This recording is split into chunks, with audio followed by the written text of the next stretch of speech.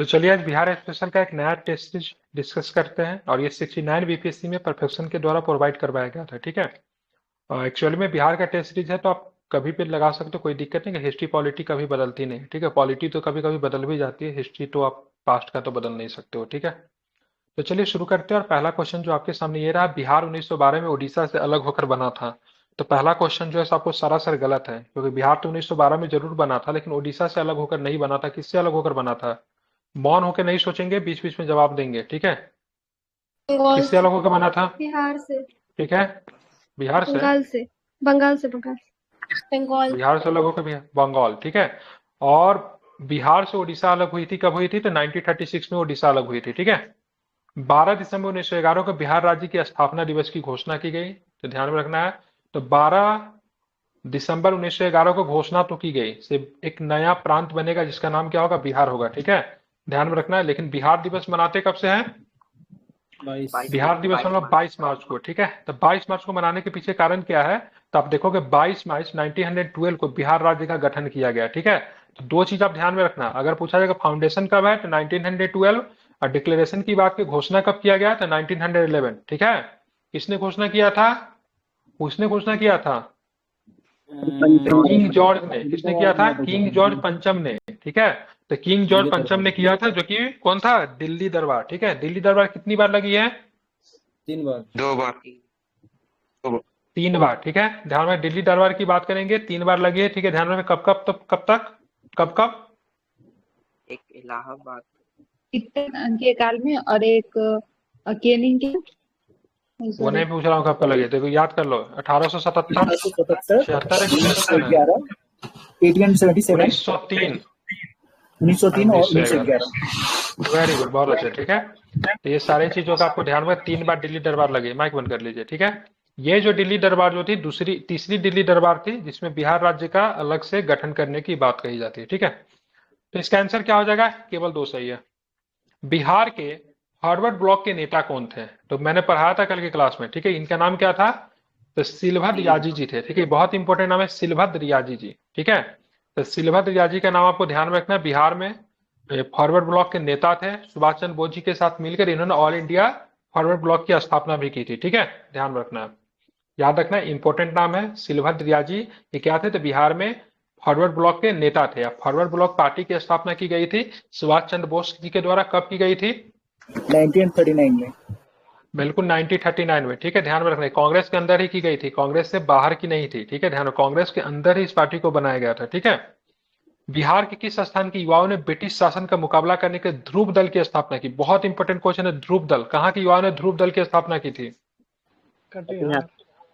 कटिहार। ध्रुव को क्रांतिकारी नेता थे। ठीक है। ध्यान में रखना, इनकी हत्या कर दी के द्वारा, मतलब जब राष्ट्रीय ध्वज को जो फहराते थे कटिहार थाना पे, तो इनको गोली मार दी गई थी। तो इसीलिए मतलब यहाँ पे ध्रुव दल का स्थापना किया गया था। ठीक है। तो ध्रुव दल बनाया गया था, कटिहार के थे। ठीक है। ये कटिहार के थाना पे, पुलिस स्टेशन पे ध्वजारोपण करना चाहते थे। दैट मीन्स राष्ट्रीय झंडा फहराना चाहते थे, लेकिन पुलिस की गोली से इनकी हत्या कर दी गई थी। उनके बाद वहां के जो युवक जो थे, उन्होंने कटिहार में ध्रुव दल बनाया था। ठीक है। इंपॉर्टेंट क्वेश्चन है, ध्यान में रखना है। ठीक है। अब यहाँ पे एक प्रश्न और भी आपके सामने दिख रहा है। भारत छोड़ो आंदोलन के दौरान राजेंद्र प्रसाद ने आजाद दस्ता का गठन किया, तो गलत है ना? आजाद दस्ता का गठन किसने किया था? जयप्रकाश नारायण। जयप्रकाश नारायण जी ने। ठीक है। ध्यान में, जयप्रकाश नारायण जी ने आजाद दस्ता के गठन किया था। अब भारत छोड़ो आंदोलन के दौरान किया था। ठीक है। और कहाँ पे किया गया था? नेपाल में किया था। नेपाल के किस जंगल में किया था इन्होंने, बताएंगे जंगल का नाम? जंगल तो एनीवन? सर बकरी टापू। राजविलास जंगल था,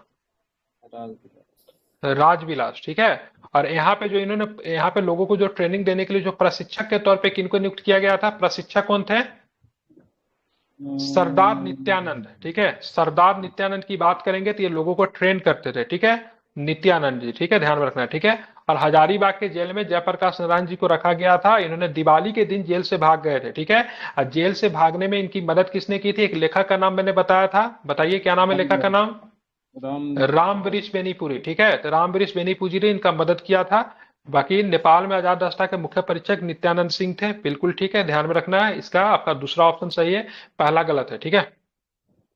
भारत छोड़ो आंदोलन के दौरान 11 अगस्त 1942 को पटना सचिवालय में, ठीक है, गोली बारी में शहीद होने वाले छात्रों की संख्या कितनी थी? कितने छात्र शहीद हो गए थे, क्या बताएंगे?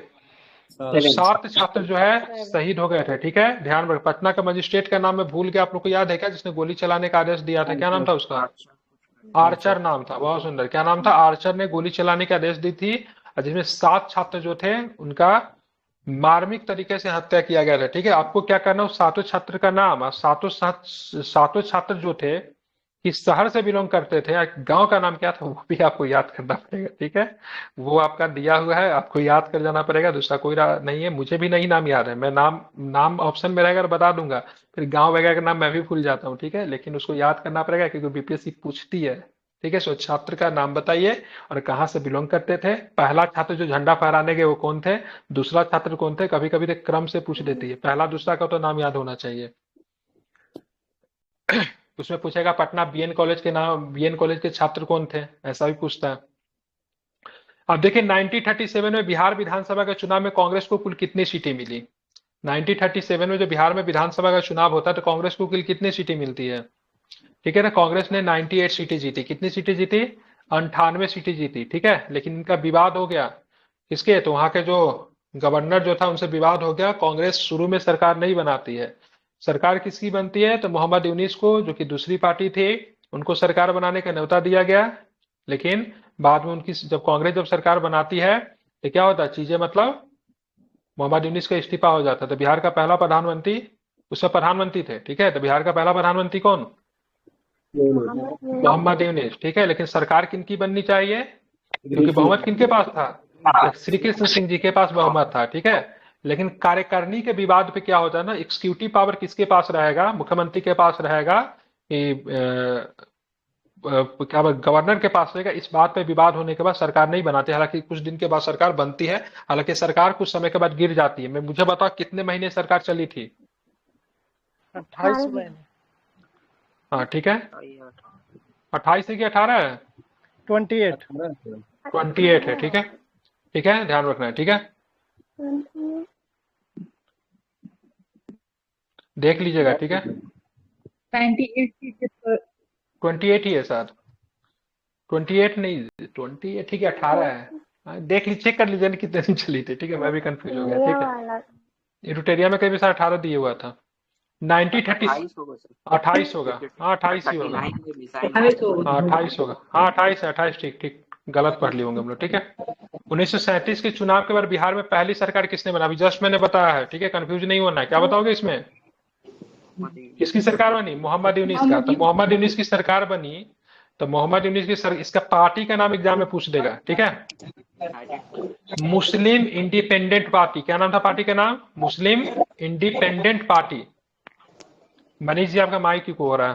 क्या नाम है इसका पार्टी का नाम? मुस्लिम इंडिपेंडेंट पार्टी। पता जिन्ना को कितनी सीटें मिली बिहार से? जिन्ना को बिहार में कितनी सीटें मिली? 0। ठीक है, कोई सीट नहीं मिला जिन्ना को। ठीक है, कांग्रेस को कितनी सीट मिली? 98। ठीक है, और उस समय कितने प्रांतों में चुनाव हुआ 1937 में? 11 प्रांत में। ठीक है, प्रांत अगर मैं कह रहा हूं तो डेट मीन्स स्टेट। ठीक है, माइक बंद करके रखिए, जब आवश्यकता हो फिर बोलिए, फिर माइक बंद कर दीजिए, इको नहीं होना चाहिए क्लास में। अब यहाँ पे कुछ मिलान करना। बताइए पटना उच्च न्यायालय की स्थापना कब हुई? 1916। बिहार प्रांतीय किसान सभा 1929। कहाँ पे हुआ? सोनपुर। सोनपुर के मेला में। ठीक है, अगर पूछेगा अखिल भारतीय किसान सभा तो क्या बताओगे? लखनऊ। 1936 लखनऊ। 1936 में कहाँ पे? लखनऊ में। ठीक है, पटना विश्वविद्यालय की स्थापना कब हुई? लखनऊ में 1917 में। ठीक है, अब पटना विश्वविद्यालय संबंधित अधिनियम को कब पेश किया गया? मैं बताया था इसमें गलती नहीं करने के लिए। 1916 में। ठीक है, और किसने पेश किया? शंकर नारायण ने। ठीक है, शंकर नारायण था नाम उनका, और वो कौन से सदस्य थे? विधि सदस्य थे। ठीक है, सदाकत आश्रम की स्थापना कब हुई? 20 में। और सदाकत आश्रम की स्थापना के लिए जमीन किसने दिया था? खैरू मियां ने। ठीक है, सदाकत आश्रम से कौन सी अखबार निकलती थी? मदरलैंड। द नहीं लगाएगा कोई। ठीक है, सीधे मदरलैंड। कौन सी मदरलैंड? सीधे मदरलैंड, ठीक है। द मदरलैंड अगर पूछेंगे तो क्या होगा द मदरलैंड का? बाबा, क्या बताएं द मदरलैंड में? कल बताया था ना, बाबा ठाकुर दास। बहुत सुंदर, बाबा ठाकुर दास, ठीक है, ध्यान में रखना है, ठीक है। तो बाबा ठाकुर दास आपको ध्यान में रखना है। और द मदरलैंड में बाबा ठाकुर, सीधे मदरलैंड में सदाकत आश्रम। और इस पे किस महान नेता ने अपना जीवन का अंतिम समय उन्होंने बिताया था? सदाकत आश्रम में रहना उन्होंने अपना चुना था। क्या नाम था उनका? राजेंद्र प्रसाद। राजेंद्र बाबू का अंतिम समय सदाकत आश्रम में ही बीता था, ये आपको ध्यान में रखना है, ठीक है। उन्होंने राष्ट्रपति भवन में रहना, जैसे कोई राष्ट्रपति होते हैं ना, भूतपूर्व राष्ट्रपति, उनको उनके पसंद से जहां भी कहेंगे भारत में उनके पसंद का दिया जाता, मकान वगैरह दिया जाता, सरकार ऐसी व्यवस्था करती, लेकिन उन्होंने सदाकत आश्रम को अपने आखिरी समय के लिए चुना था, ठीक है। Great personality. अब किसान आंदोलन को, ठीक है, कमजोर करने के लिए बिहार में जमींदारों ने अपना एक राजनीतिक पार्टी बना लिया, क्योंकि किसान आंदोलन चल रही थी। किसान आंदोलन किसके खिलाफ था? जाहिर सी बात जमींदार के खिलाफ था। जमींदारी उन्मूलन कानून की पारित करने की बात चल रही थी। किस यहाँ पे जमींदारों ने अपना एक पार्टी बना लिया। कौन सा पार्टी बनाया था? बिल्कुल ठीक है। तो ध्यान में रखना कौन सी पार्टी बनी थी। तो इसका ध्यान संयुक्त राजनीतिक दल बनी थी, ठीक है।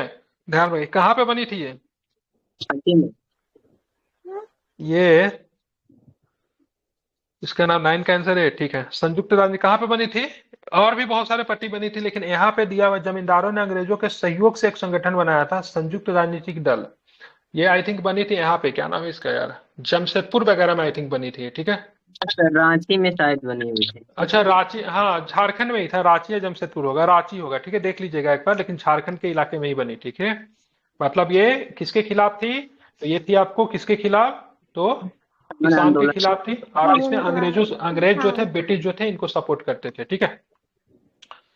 निम्नलिखित कथन पे विचार करना है। 15 जनवरी 1934 को भूकंप आया बिहार में, आया। डॉक्टर राजेंद्र प्रसाद बिहार केंद्रीय राहत समिति के अध्यक्ष थे। तो ध्यान रखना दोनों कथन की बात करेंगे, सही है, ठीक है। और इसी जब भूकंप के दौरान, ठीक है, गांधी जी क्या है, बिहार भ्रमण पे आए थे ना। और जब गांधी जी जब बिहार भ्रमण पे आए थे तो उन्होंने क्या किया, लोगों के साथ सेल्फी खिंचाने के लिए, नहीं सेल्फी नहीं, क्या था वो, क्या बोलते उसको, ऑटोग्राफ लेने के लिए कितने रुपए सबसे लिए? 5-5 रुपए लिए थे, ठीक है। जो 5-5 रुपया जो मिला था उन सबको क्या किया था, भूकंप राहत कोष में उन्होंने क्या किया था, जमा कर दिया था, ठीक है। तो गांधी जी 1934 में बिहार में भूकंप जब आया, ये सबसे भयावह भूकंप है, ठीक है। घर में कोई बुजुर्ग होंगे आप आसपास तो उनसे पूछिएगा, उन लोगों ने इनको देखा होगा। काफी भयावह भूकंप था। और गांधी जी में हमें भ्रमण आया था तो उन्होंने एक दो स्टेटमेंट भी दिया था, ठीक है। मतलब बिहार में उन्होंने कहा था यहाँ पे जो उच्च जाति के लोगों के द्वारा निम्न जाति के साथ जो भेदभाव जो किया जा रहा है, उसी का प्राकृतिक ने लोगों को सबक सिखाया, ऐसा कुछ उन्होंने कहा था, ठीक है। और गांधी जी यहाँ पे लोगों को ऑटोग्राफ देने के लिए 5-5 रुपया लिए थे। और उन्होंने सबको मतलब क्या भूकंप राहत कोष में दान कर दिया था। वही जो राहत कोष के, जो राहत समिति के जो अध्यक्ष जो बनाया गया था गांधी जी के द्वारा, वो आपके कौन थे? तो ध्यान में रखना है, क्या नाम है उनका? तो राजेंद्र बाबू थे, ठीक है। हाँ, ये प्रश्न पूछा जाता है। मतलब गांधी जी ने यहाँ पे अपील भी किया था जब बिहार को मदद की जरूरत है तो देशव्यापी मदद मिलनी चाहिए। तो बहुत सारे जगह से मदद जा रहा था बिहार में, नॉट ओनली बिहार, विभिन्न जगहों से जा रहा था। और सब जगह से जो पैसा जो जाता था राजेंद्र बाबू के द्वारा, जो लीडिंग जो समिति जो थी वहीं पे जाती थी। निम्नलिखित में किसने बिहार में प्रथम कांग्रेस मंत्रिमंडल का नेतृत्व किया था? क्या बताओगे? आसान क्वेश्चन है, बता ही देंगे आपको। तो श्री कृष्ण सिंह, ठीक है। तो श्री कृष्ण की बात करेंगे तो बिहार में प्रथम कांग्रेस मंत्रिमंडल का नेतृत्व किया था इन्होंने। कब से कब तक किया था? ध्यान में, 1946 में कांग्रेस की सरकार बनी। पहले वाला छोड़ दे रहा हूँ, 2 बार चुनाव हुआ था, एक 1937 के आसपास सरकार बनी थी। 45-46 में जो चुनाव हुआ था, यही 45-46 को जो चुनाव होकर जो सदस्य चुने गए थे, यही प्रांतीय चुनाव था। भारतीय संविधान के निर्माण में इस चुनाव का बहुत इंपॉर्टेंट है, क्योंकि जो प्रांतों में जो सदस्य जो चुनकर गए थे 1946 में, यहीं से संविधान सभा में भी सदस्यों को चुनकर भेजा गया था, ठीक है ना। और संविधान सभा में जो सदस्य प्रांतों से चुनकर गए थे तो 10 लाख की जनसंख्या पे एक सदस्य गए थे। तो 1946 में इस कांग्रेसी सरकार के मुख्यमंत्री बनते हैं और जब तक वो जीवित रहे, टिल द 1961 वो रहते हैं, ठीक है। तो श्री कृष्ण सिंह का नाम ध्यान में रखना है, ठीक है। अब हम चलेंगे 12 नंबर क्वेश्चन लेके। बिहार में गंगा के मैदानी क्षेत्र की प्रति किलोमीटर औसत ढलान कितनी है? ठीक है, तो ये सब आपको याद ही करना पड़ेगा ऐसे प्रश्न। तो 6 सेंटीमीटर, क्या है इसका उत्तर? तो इसका 6 सेंटीमीटर इसका उत्तर है, ठीक है, ध्यान में रखना है। हाँ, बिहार में दलदली क्षेत्र को किस नाम से जानते हैं? तो ताल के नाम से जानते हैं। क्या नाम से बोलते हैं? ताल, ठीक है, ध्यान में रखना। हाँ, ताल, ठीक है। बिहार में निम्नलिखित में से किस व्यक्ति को दांडी मार्च में भाग लिया था? तो ये बहुत इंपॉर्टेंट है, ठीक है। तो बिहार के किस व्यक्ति ने, ठीक है, दांडी मार्च में पार्टिसिपेट किया था? तो क्या बताएंगे? गिरिराज चौधरी। बिल्कुल, ये नाम इनका ध्यान में, जगत नारायण साहब, ठीक है। तो जगत नारायण साहब ने दांडी मार्च में पार्टिसिपेट किया। और दांडी मार्च की बात करेंगे तो दांडी मार्च की शुरुआत कब हुई थी? तो क्या बताएंगे? 12 बिल्कुल, 12 मार्च 1930 को, ठीक है। और दांडी पहुंचे थे कब ये लोग? 6 अप्रैल। 6 अप्रैल। हाँ, दांडी तो 5 अप्रैल को पहुंच गए थे रात में, ठीक है। लेकिन जो प्रक्रिया जो हुआ नमक बनाने का, जो कानून तोड़ने की जो काम जो हुआ, 6 अप्रैल को होता है, ठीक है। तो 6 अप्रैल 1930 को, ठीक है, दांडी के समुद्र तट पे जाते हैं गांधी जी। और गांधी जी नमक बनाते हैं या फिर और कुछ करते हैं? देखिए, नमक बनाना बोला जाता है लेकिन नमक बनाते नहीं है, ठीक है। नमक को हाथ से उठाते हैं, ऐसे करके दिखा देते हैं। न्यूज़पेपर में भी आपने देखा होगा, नमक बनाते नहीं है, नमक को हाथ से उठाकर ऐसे दिखा देते हैं। उसी से नमक कानून क्या हो जाता है? टूट जाता है। और जैसे ही नमक कानून को तोड़ा जाता है, और इसी के साथ मतलब, ठीक है, क्या चीज की शुरुआत होती है? सिविल डिसोबीडियंस की होती है, ठीक है। मैंने बोला था दांडी किस जिला में पड़ता है, याद करने के लिए। कौन सी जिला थी? नवसारी जिला, ठीक है। और दांडी में गांधी जी ने कितने किलोमीटर की यात्रा तय की? 3 ध्यान में रखना है, कितने किलोमीटर में अगर पूछेंगे ना तो 385.6 होता है, ठीक है। अगर माइल में अगर पूछेंगे तो 240 माइल होगा, ठीक है, याद रहेगा। तो किलोमीटर में 380। अब इसको माइल को निकालने के लिए 240 को 1.6 से मल्टीप्लाई कर दीजिए, जो आएगा वही आंसर होगा, अप्रोक्स 385 आएगा, ठीक है। तो यहाँ पे आपको ध्यान में रखना है। तो 13 का आंसर क्या होगा? डी, ठीक है। अरे मैंने गलत लगा दिया क्या? गिरवी, एक मिनट, सॉरी, गिरवीधारी चौधरी होगा, गिरवरधारी चौधरी होगा, सॉरी, जगत नारायण नहीं होगा, मिस्टेक। गिरवरधारी चौधरी होंगे, इसका आंसर 3 होगा, सॉरी। ध्यान में इसको रखना है, ठीक है। गिरवरधारी चौधरी की बात करेंगे तो महात्मा गांधी के शिष्य थे। हाँ, ये कौन से डे का नोटिस करें? डे 5 करें? हाँ, तो टेस्ट एक दिन बाद ही करवाएंगे ना आप। जैसे डे 5 का करवाएंगे, डे 6 में दिए तो डे 7 में होगा, एक दिन बाद ही होगा ना। बनाने के लिए एक दिन तो चाहिए, सेम डेट में तो नहीं हो सकता। इसका, इसमें जो कंपाइल्ड पीडीएफ जो आपको दिया गया है उसमें से एक टेस्ट हो चुका है पहले, ठीक है। कंपाइल्ड पीडीएफ का दूसरा टेस्ट है, ठीक है। नेक्स्ट जब होगा तो कंपाइल्ड पीडीएफ का तीसरा टेस्ट होगा। ग्रुप में जो लिंक दिया हुआ लिंक पे क्लिक कीजिए, ऑटोमेटिक आप टेस्ट के लिंक पे चले जाएंगे, ठीक है। सोर्सेस जो दिया हुआ उस पे देखिए, वहां पे लिखा होगा सब कुछ, बहुत ही सिस्टमेटिक तरीके से रखा गया है, फिर भी ढूंढने में दिक्कत हो रही है, ठीक है। मतलब तो सेम पीडीएफ दिया हुआ है डे 5 और डे 6 दोनों में, और ये नहीं है। हाँ, तो इसमें बहुत सारा टेस्ट सीरीज है ना, इसमें 518 पेज का है, तो इसमें कंपाइल्ड पीडीएफ है ना। नहीं समझे मेरी बात को? इसमें 10-12 टेस्ट सीरीज है। एक समाप्त होगा दूसरे पे जाएंगे, दूसरे समाप्त होगा तीसरे पे जाएंगे। बिहार को, करेंट अफेयर्स को, मॉडर्न हिस्ट्री को, और साथ में बात के साइंस को, सबको कंपाइल्ड कर दिया गया है, जिसमें न्यूमरस टेस्ट है। खत्म करते जाएंगे, पूरा पीडीएफ को खत्म करना है, ठीक है। बिहार के चारों ओर से भूमि से घिरा राज्य है, फिर भी इसने नमक सत्याग्रह में भाग लिया। बिहार में निम्नलिखित में से किसने नमक प्राप्त करके, मतलब किससे नमक प्राप्त करके नमक कानून को उल्लंघन किया गया? तो क्या चीज से हम लोगों ने नमक बनाया बिहार में? नमकीन मिट्टी से, ठीक है। तो बिहार में जो नमक बनाने का जो तारीख जो था ना, उससे पहले ही शुरू हो जाता है। रीजन क्या था पता है? बिहार में नमक के कानून को तोड़ा गया कुछ पहले ही। रीजन क्या था, क्यों पहले तोड़ दिया गया नमक कानून को? देश के साथ ये लोग क्यों नहीं चले? क्योंकि बरसात आने वाली थी, ठीक है। अब बरसात में नमकीन मिट्टी मिलना क्या हो जाता है? मुश्किल हो जाता है, ठीक है। तो बिहार में नमक कानून को क्या होता है? पहले ही तोड़ दिया जाता है, ताकि बरसात में नमकीन मिट्टी नहीं मिलने वाली थी, ठीक है। और मुख्यतः बिहार में जो शुरू हुआ सारण और चंपारण जिला से, ठीक है, ध्यान में रखना, सारण और चंपारण जिला, ठीक है। अब आते हम लोग देखेंगे, हाँ। तो सारण जिले में क्या होता, नमक कानून को तोड़ा जाता। पटना में मतलब कौन सी जगह पे नमक कानून को तोड़ा गया? कौन सा पिंड था, तालाब या पिंड कह लीजिए? मंगल तालाब पर। नखास, क्या नाम था? नखास पिंड, ठीक है। तो पे नारा भी लगा था, नखास पिंड। चलो, बिहार में मैजिक लैलटेन का ही पढ़ा था। मैजिक लैलटेन का व्याख्यान किससे संबंधित है? कहां पे मैजिक लालटेन की घटना बिहार में? मैजिक लालटेन, इसको जादुई लालटेन कहते हैं। कहां पे किया गया? तो मुजफ्फरपुर में किया गया, लेकिन किस घटना से संबंधित था? ठीक है, तो बिल्कुल ध्यान रखें। तो ये आपको ध्यान में रखना है, शबनिया अवज्ञा आंदोलन। ठीक है, शबनिया वो आप लिफलेट समझते हैं, एक मैजिक ना वो बांटा गया था, लिफलेट्स करके था, वो स्वदेशी आंदोलन से था। ये आपका शबनिया अवज्ञा आंदोलन से मैजिक लालटेन की घटना है। अब बिहार के कहाँ पे, तो ध्यान में बिहार के मुजफ्फरपुर में। ठीक है, बिल्कुल ध्यान में रखना है। आप चलेंगे 60 नंबर क्वेश्चन देखिए। ठीक है, सबनिया अवज्ञा आंदोलन 15 फरवरी 1932 के दौरान पुलिस की गोली से 34 स्वतंत्रता सेनानी कहां पे शहीद हो गए? कहां पे शहीद हुए ये? सचिवालय। ठीक है, तो बिल्कुल है तारापुर। तारापुर कहां पे पड़ता है ये? तारापुर कहां पे पड़ता है? मुंगेर में है ना? हाँ, ठीक है। ये 15 फरवरी की घटना है। ठीक है, 15 फरवरी को बिहार में किस दिवस के तौर पर मनाने की घोषणा की गई है? ठीक है, शहीद दिवस मनाते हैं। ठीक है, तो ये शहीद दिवस मनाते, 34 स्वतंत्रता सेनानी क्या थे, शहीद हो गए थे। ये लोग क्या कर रहे थे, जो लोग झंडा फहराना जा रहे थे वहां के लोकल थाने पे। ठीक है, ध्यान में रखना। उसके बाद पुलिस के द्वारा मतलब क्या हो जाता है, तारापुर नरसंहार किया जाता है, ध्यान में रखना है। ठीक है, हाँ, ये भी ध्यान में रखिएगा, देश में, ठीक है, अमृतसर हत्याकांड के बाद, अमृतसर नरसंहार के बाद तारापुर नरसंहार सबसे बड़ा नरसंहार था। ठीक है, ध्यान में रखना, जिसमें 34 स्वतंत्रता सेनानियों को मार दिया गया था। ठीक है, ध्यान रखना। फणींद्र नाथ घोष की हत्या किसने कर दी?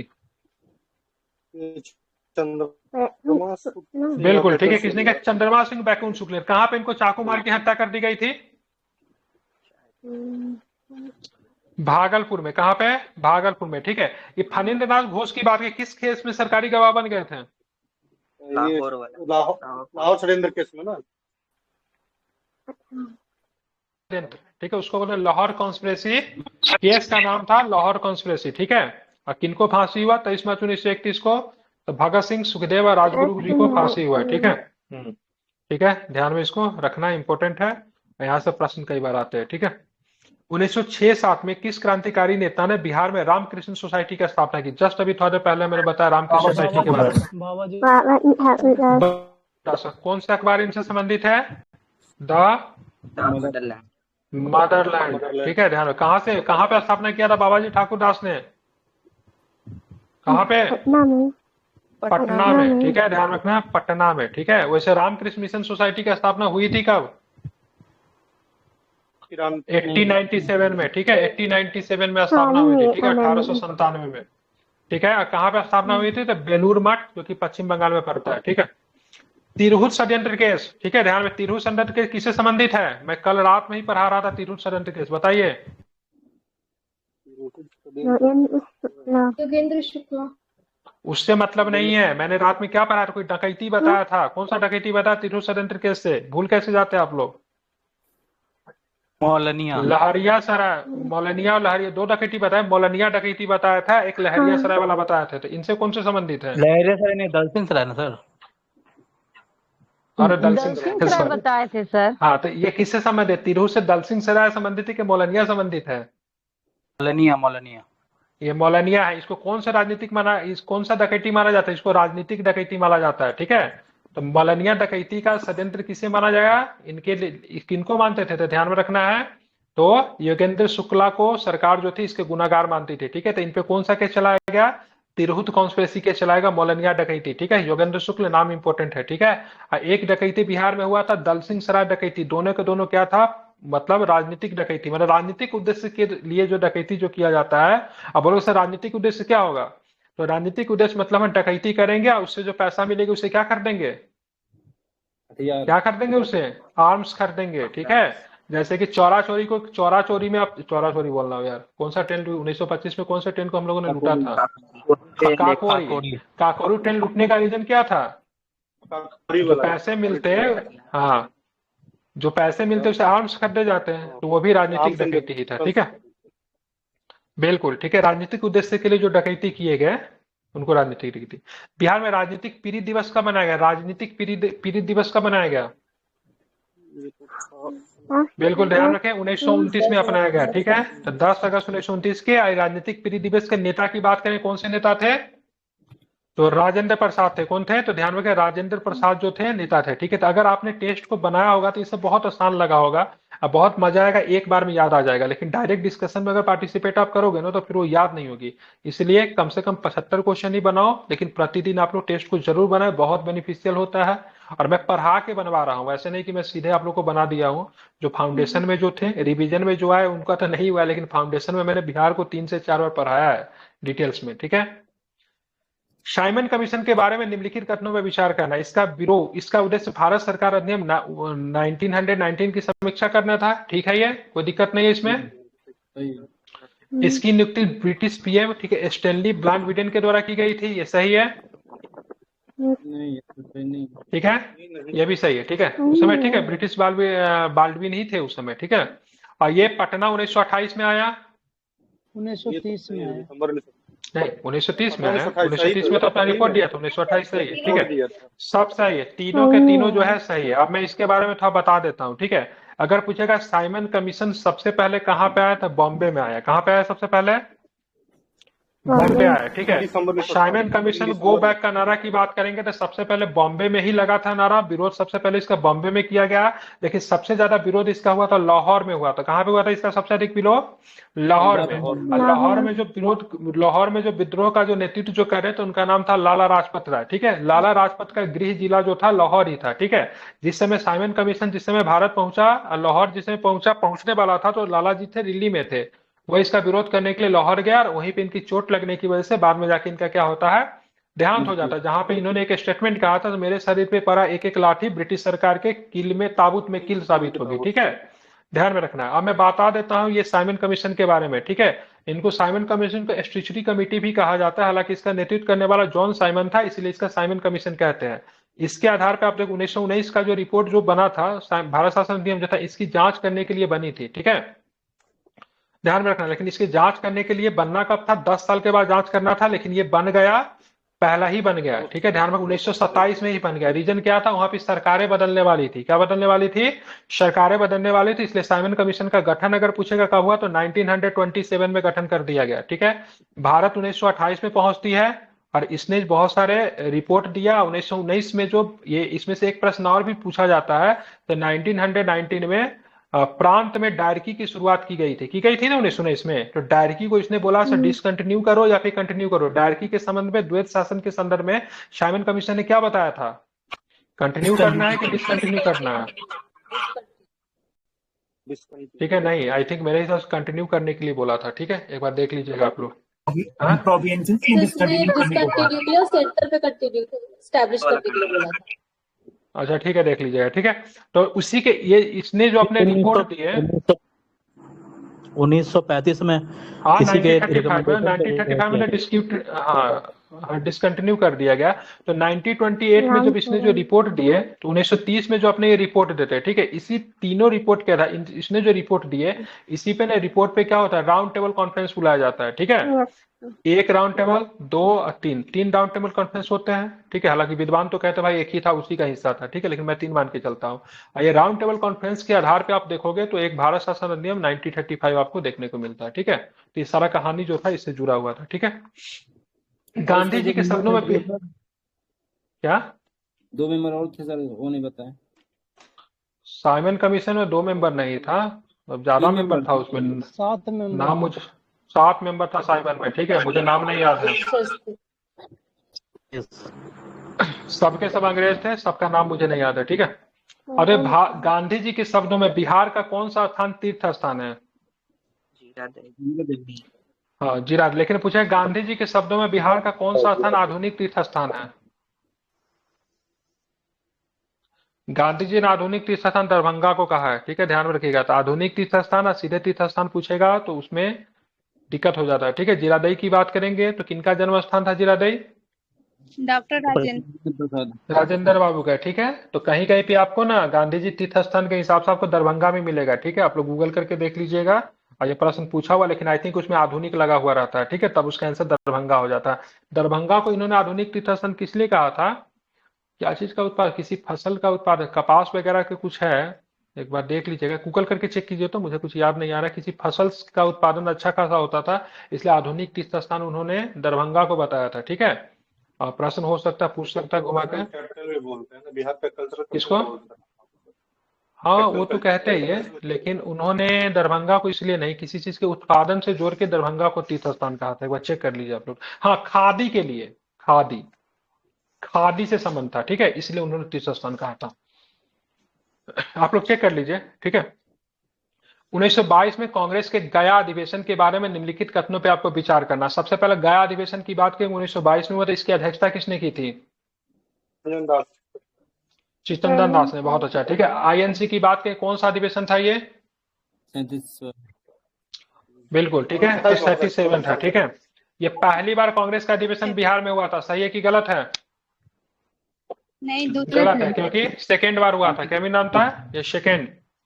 चर्चा में सबसे महत्वपूर्ण प्रश्न विधान परिषद में प्रवेश का था, बिल्कुल ठीक है। विधान परिषद के प्रवेश का सबसे इंपॉर्टेंट क्वेश्चन था, क्योंकि जो स्वराजी जो थे, जिनको चेंजर्स कहा गया था, वो विधानसभा में प्रवेश करना चाहते थे, और जो कंजर्वेटिव जो थे वो विधानसभा में प्रवेश करना नहीं चाहते थे, ठीक है। तो ध्यान में रखना है, ठीक है। उसके बाद श्री सिंगावेलु चेटियार ने श्रमिकों के प्रतिनिधि के तौर पर इसमें पार्टिसिपेट किया था, तो बिल्कुल किया था, ठीक है। तो 3 स्टेटमेंट सही है, पहला नहीं था, दूसरा था, क्योंकि पहला अधिवेशन की बात करें बांकीपुर की अधिवेशन थी, जो कि 27वां अधिवेशन था, और 1900 कब हुआ था? 12 में। ठीक है, 12 में। इसकी अध्यक्षता किसने किया था? किन्होंने इनका अध्यक्षता किया था? आर्यन मधोलकर। आर्यन मधोलकर। हाँ, और उनका पूरा नाम मैं बता दे रहा हूँ, सुन लीजिए, रघुनाथ नरसिम्हा मधोलकर उनका पूरा नाम था, ठीक है, ध्यान में रखना। अब आते हैं बिहार की स्वराज पार्टी के प्रथम अध्यक्ष कौन थे? तो बिहार में स्वराज पार्टी बनी थी, बिल्कुल बनी थी। इनका अध्यक्ष किसको बनाया गया था? तो इनकी जिम्मेदारी श्री कृष्ण सिंह को दी गई थी बिहार में स्वराज पार्टी की, ठीक है, इसको आपको ध्यान में रखना है। और बिहार में स्वराज पार्टी की स्थापना की बात करेंगे तो कब हुआ था? तो वही 22, हाँ ठीक है, हाँ हाँ। वैसे स्वराज पार्टी की अध्यक्षता की बात, स्वराज पार्टी जो मूल रूप से बनी थी, कब बनी थी? उसके अध्यक्ष कौन थे स्वराज पार्टी के? हाँ बिल्कुल, सिया दास। और सचिव की बात करेंगे तो मोतीलाल नेहरू थे, ठीक है, ठीक है, हाँ। अब आते हैं कौन सी, वाले में हाँ क्वेश्चन रखा है एक बार बीपीएससी प्रीवियस में कि इसका आयोजक कौन था? मतलब स्वराज पार्टी का बिहार में आयोजक पूछेगा तो अलग हो जाएगा, या फिर जो अध्यक्ष वही हो जाएंगे? कन्वेनर पूछा था, वही कन्वेनर। आयोजक, यस, आयोजक पूछा हुआ एक बार सीडीपीओ में, या फिर बीपीएससी का किसी भी उसमें प्रीवियस में पूछा हुआ। नाम तो मुझे नहीं पता आयोजक, लेकिन अध्यक्ष तो श्री कृष्ण सिंह थे। देखना पड़ेगा आयोजक किसको कहेंगे, उस संदर्भ में थोड़ा देखना पड़ेगा, क्योंकि केबीसी में भी नहीं लिखे हुआ है, ठीक है, आंसर देख लीजिएगा आयोजक। कृष्ण सिंह दिया था बीपीएससी आंसर। अच्छा, तो वही होंगे, तो फिर तो बात ही नहीं है, तो एक ही याद रखिए। कौन सी नदी हिमालय पर्वतमाला पर स्थित नेपाल के, ठीक है, नामपा से निकलती है? कौन सी नदी निकलती है? बागमती। बागमती नदी, ठीक है। बागमती नदी के किनारे नेपाल का कौन सा तीर्थ स्थान है, क्या बताएंगे? अरे वो कौन सा तीर्थ स्थान है? फोटो भी तो भेजा था ग्रुप में। पशुपतिनाथ, क्या नाम है? तो पशुपतिनाथ के बगल से ही आपकी बागमती नदी, ठीक है। तो बिहार में बागमती नदी कहाँ में प्रवेश करती है? मधुबनी में बागमती नदी क्या करने जाएगी भाई? सीतामढ़ी के तरफ से प्रवेश करती है बागमती, सीतामढ़ी। उधर से प्रवेश करती है, ठीक है। इसको नामपा क्षेत्र से निकलती है, ठीक है। बिहार में सिवान में प्रवेश करती है और सारण से होकर निकलती है। सीतामढ़ी के क्षेत्र में बहुत आतंक फैलाती है। बिहार में सिवान दिया हुआ है, ठीक है, देख लीजिएगा। नदी जो नेपाल से आने किस जिला में प्रवेश करती है वो इंपोर्टेंट होता है, आपका काम है उसको याद करना। पटना में मजरा, इसमें सिवान दिया हुआ है, गलत सिवान कैसे? अच्छा, गलत दिया हुआ है क्या? क्योंकि सीतामढ़ी में मुझे ना भैंसा लोटन के आसपास ही प्रवेश कर जाती है। मेरा तो घर है ना, तो मुझे पता है, क्योंकि भैंसा लोटन एक जगह है सीतामढ़ी में, उधर से ही देखते हैं, क्योंकि हमारे गांव में बहुत बाढ़ लाती है, ठीक है। मतलब पहले, अब तो रोड बन गया, पहले ऐसा कंडीशन था ना, जब गांव का ना मुजफ्फरपुर से ना कनेक्शन टूट जाता था, लगभग कनेक्शन कितना दिन 1 महीना तक कनेक्शन टूटा हुआ रहता था, इसी नदी की वजह से, ठीक है। सर, में घाघरा नदी प्रवेश करती है। सर तो घाघरा दिया है। अच्छा, हाँ, अच्छा, ठीक ठीक ठीक, हाँ, ये सीतामढ़ी होगा इसका आंसर, ठीक है। पटना में मजरुल हक द्वारा स्थापित सदाकत आश्रम के लिए भूमि किसने दी? तो अभी जस्ट हमने बात किया, बता ही देंगे आप लोग। खैरुल मियां, ठीक है। और कितने एकड़ भूमि दिया था इन्होंने? 20 एकड़ है। कितना है? 20 एकड़, ठीक है। 342 का पटना आगमन कब हुआ? 1922 दिसंबर 1921। ठीक है, तो ध्यान रखिएगा, ये जब आता है तो ध्यान रखिएगा 22 से 23 दिसंबर 1921 को आता है, ठीक है, ध्यान में रखना है, इंपॉर्टेंट है। और एक चीज और भी आपको ध्यान में रखना है, जब प्रिंस ऑफ वेल्स जब आते पटना इनको काला झंडा दिखाया जाता है, ठीक है। काला झंडा दिखाने का नेतृत्व करने वाली उस महिला का नाम क्या था, मैं तो भूल गया, आप लोग बताइए, याद है क्या? कोई महिला महिला जो थी तो नहीं नेतृत्व पता, कर रही थी। मेल नहीं, में पता है अनुग्रह जी को। अनुग्रह नारायण सिन्हा तो एक महिला भी थी, जो महिला भी जो थे काला झंडा फहराने के, काला झंडा जो दिखाया गया उनका नेतृत्व कर रही थी, उनका नाम मैं भूल रहा हूँ, ठीक है। तो जो भी हो, प्रिंस ऑफ वेल्स का 22 से 23 दिसंबर 1911 को 1921 को बिहार में आगमन होता है, इतना आप लोग ध्यान में रखिए। 6 अप्रैल 1919 को पटना में एक विशाल जुलूस का नेतृत्व किसने किया था? तो सैयद हसन इमाम ने, ठीक है। 6 अप्रैल 1919 को किया गया था, ध्यान में रखेंगे। क्यों किया गया था इस दिन? क्यों किया गया था? ठीक है, तो रीजन क्या था? जलियांवाला हत्याकांड, ठीक है। नहीं, जलियांवाला हत्याकांड उस दिन थोड़ी ना हुआ था। रॉलेट एक्ट पारित हुआ था, क्या होगा था? रॉलेट एक्ट, ठीक है, ध्यान रखना, रॉलेट एक्ट, ठीक है। हाँ, मैंने सही बताया था। दरभंगा को इन्होंने, ठीक है, आधुनिक क्या बोलते हैं उसको यार, आधुनिक तीर्थस्थान इसलिए किया था कि खादी के लिए, किस लिए? खादी के लिए, ठीक है। हाँ, ध्यान में रखिए, आधुनिक पूछेगा, सीधे तीर्थस्थान पूछेगा, प्रश्न बदल जाता है। चंपारण आंदोलन के दौरान बिहार के उपराज्यपाल कौन थे? बताइए, क्या नाम था बिहार के उपराज्यपाल का नाम? William Taylor. तो क्या बताएंगे? तो ध्यान में रखना है, तो उपराज्यपाल का नाम जो था, नहीं विलियम टेलर नहीं, ठीक है। क्या नाम था उनका? विलियम टेलर तो पटना का कमिश्नर था 1857 के समय। मतलब एक बार जो पढ़ लिए सब में आंसर वही होगा। 1857 की क्रांति के समय विलियम टेलर की बात करेंगे, ठीक है। क्या था? तो पटना के कमिश्नर थे, ठीक पटना है। का डीन था वो, आयुक्त, हाँ, कलेक्टर। आयुक्त कह लीजिए, आयुक्त कहते हैं उसको। एडवर्ड अल्बर्ट गैट की बात अल्बर्ट करेंगे गेट तो उपराज्यपाल थे, ठीक है, ध्यान में रखना है। किस समय? चंपारण लेफ्टिनेंट गवर्नर था। सत्याग्रह के समय, ठीक है। हाँ, लेफ्टिनेंट गवर्नर ही उस समय होता था स्टेट में, इसको आपको ध्यान में रखना है, ठीक है। बिल्कुल, चलिए। और यहाँ पे जो जांच समिति जो बनाई गई थी, एग्रीगेरियन कमेटी, उसके अध्यक्ष कौन थे, तो क्या बताएंगे? FG सलाई था, ठीक है। उस समय चंपारण के डिस्ट्रिक्ट मजिस्ट्रेट कौन था? हैनकॉक, हाईकॉक। क्या नाम था? हाईकॉक। सॉरी हाईकॉक। हाईकॉक नाम था उसका, ठीक है, ध्यान में रखना है, ठीक है। और चंपारण में निल्हो द्वारा, निल्हा साहब कहते थे, ठीक है। निल्हा साहब किसको कहते थे? जो कि नील मजदूर, सॉरी, नील मालिक के बगान के जो मालिक थे उनको कौन सा? निल्हा साहब कहते थे। और रैयत जो था किसान था। तो चंपारण में निल्हो द्वारा रैयतों पर किए गए अत्याचार पर किस अफगान ने लगातार लेख प्रकाशित प्रताप, किए थे? किसने किए थे? प्रताप।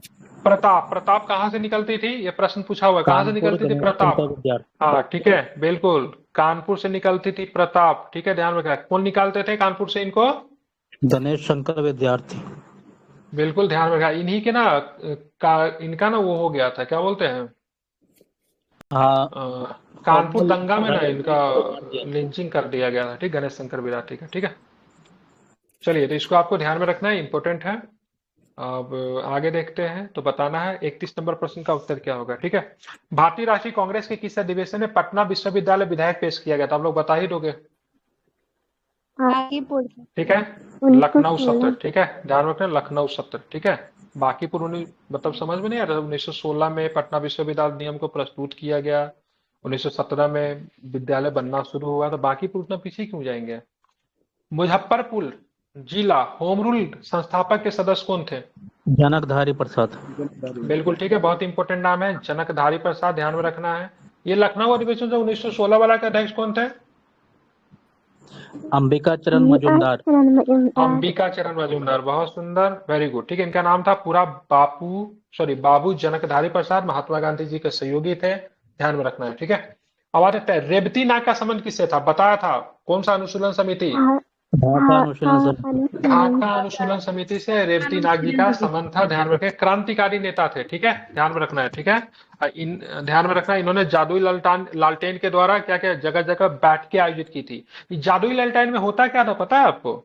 मतलब लालटेन जो होता था एक जगह रख दिया जाता था, वहां पे 10 लोग 5 लोग बैठ के ब्रिटिश सरकार के खिलाफ नीति बनाते थे। अभी भी गांव देहात में देखिएगा ना, चौपाल टाइप के नहीं देखा आपने, जहाँ पे खटिया निकाल के और विविध भारती सुनते हुए बातचीत जो होता है, तो उस समय भी होता था, ठीक है। तो उसी को बोलते थे जादुई लालटेन, ठीक है, जगह जगह पे हो रहा था। ये हो रहा था आपका कब? तो 1930 में जो आपका जो चल रहा था ना शबनिया अज्ञा आंदोलन, उस समय, ठीक है। हाँ, इनसे भागलपुर में थे ना ये? रेवती नाग भागलपुर से, ठीक है। और ध्यान में रखना है, इन्होंने ना एक बम बनाने के समय अपना एक हाथ खो दिया था, ठीक है। हाँ, अब चलते आगे चलेंगे तो देखेंगे कौन सा प्रश्न है। 34 नंबर क्वेश्चन देखिए, ठीक है। 34 नंबर क्वेश्चन देखिए। हाँ, श्री इंद्रनाथ नंदी तथा कुछ अन्य क्रांतिकारियों ने किसकी सहायता से बिहार में क्रांतिवाद का प्रचार किया? ठीक है, तो इंद्रनाथ नंदी के रिलेटेड भी केबीसी ने आपको पढ़ाया था, जादुई लालटेन, ठीक है, ध्यान में रखना, ठीक है। तो ये जादुई लालटेन से संबंधित है इंद्रनाथ नंदी, इसको आपको ध्यान। हाँ, इंद्रनाथ नंदी अगर पूछे किस बम कांड में गिरफ्तार किए गए, तो अलीपुर बम कांड में गिरफ्तार किए गए थे, ठीक है। अलीपुर बम कांड में एक और भी प्रमुख नेता गिरफ्तार किए गए थे, क्या नाम था उनका? घोष। ठीक है, अरविंद घोष, उसको हम लोग श्री अरविंदो के तौर पे जानते हैं। और उनका बचाव किसने किया था? तो उनका बचाव ध्यान में रखेंगे चित्तरंजन दास जी ने किया था, ठीक है, ध्यान रखना, इंपॉर्टेंट नाम है, ठीक है। तो इनका भी नाम जो था, इंद्रनाथ नंदी जी का भी नाम जो था, ठीक है, ध्यान में रखना है, किससे था? तो अलीपुर बम कांड से था, ठीक है। 1914 में भारत से कांग्रेस का प्रतिनिधिमंडल इंग्लैंड भेजा गया था, जिसमें से 2 बिहारी नेता थे। मैंने कल के क्लास में बताया था, एक हिंदू है, एक मुस्लिम है, बताइए क्या होगा इसका आंसर? सचिदानंद सिन्हा।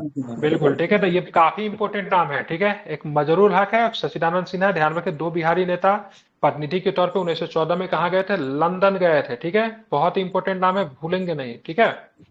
36 नंबर पूछे, बिहारी टाइम्स नामक पत्र का प्रकाशन कब प्रारंभ हुआ? बिहारी टाइम्स 1894। 1894 में, ठीक है।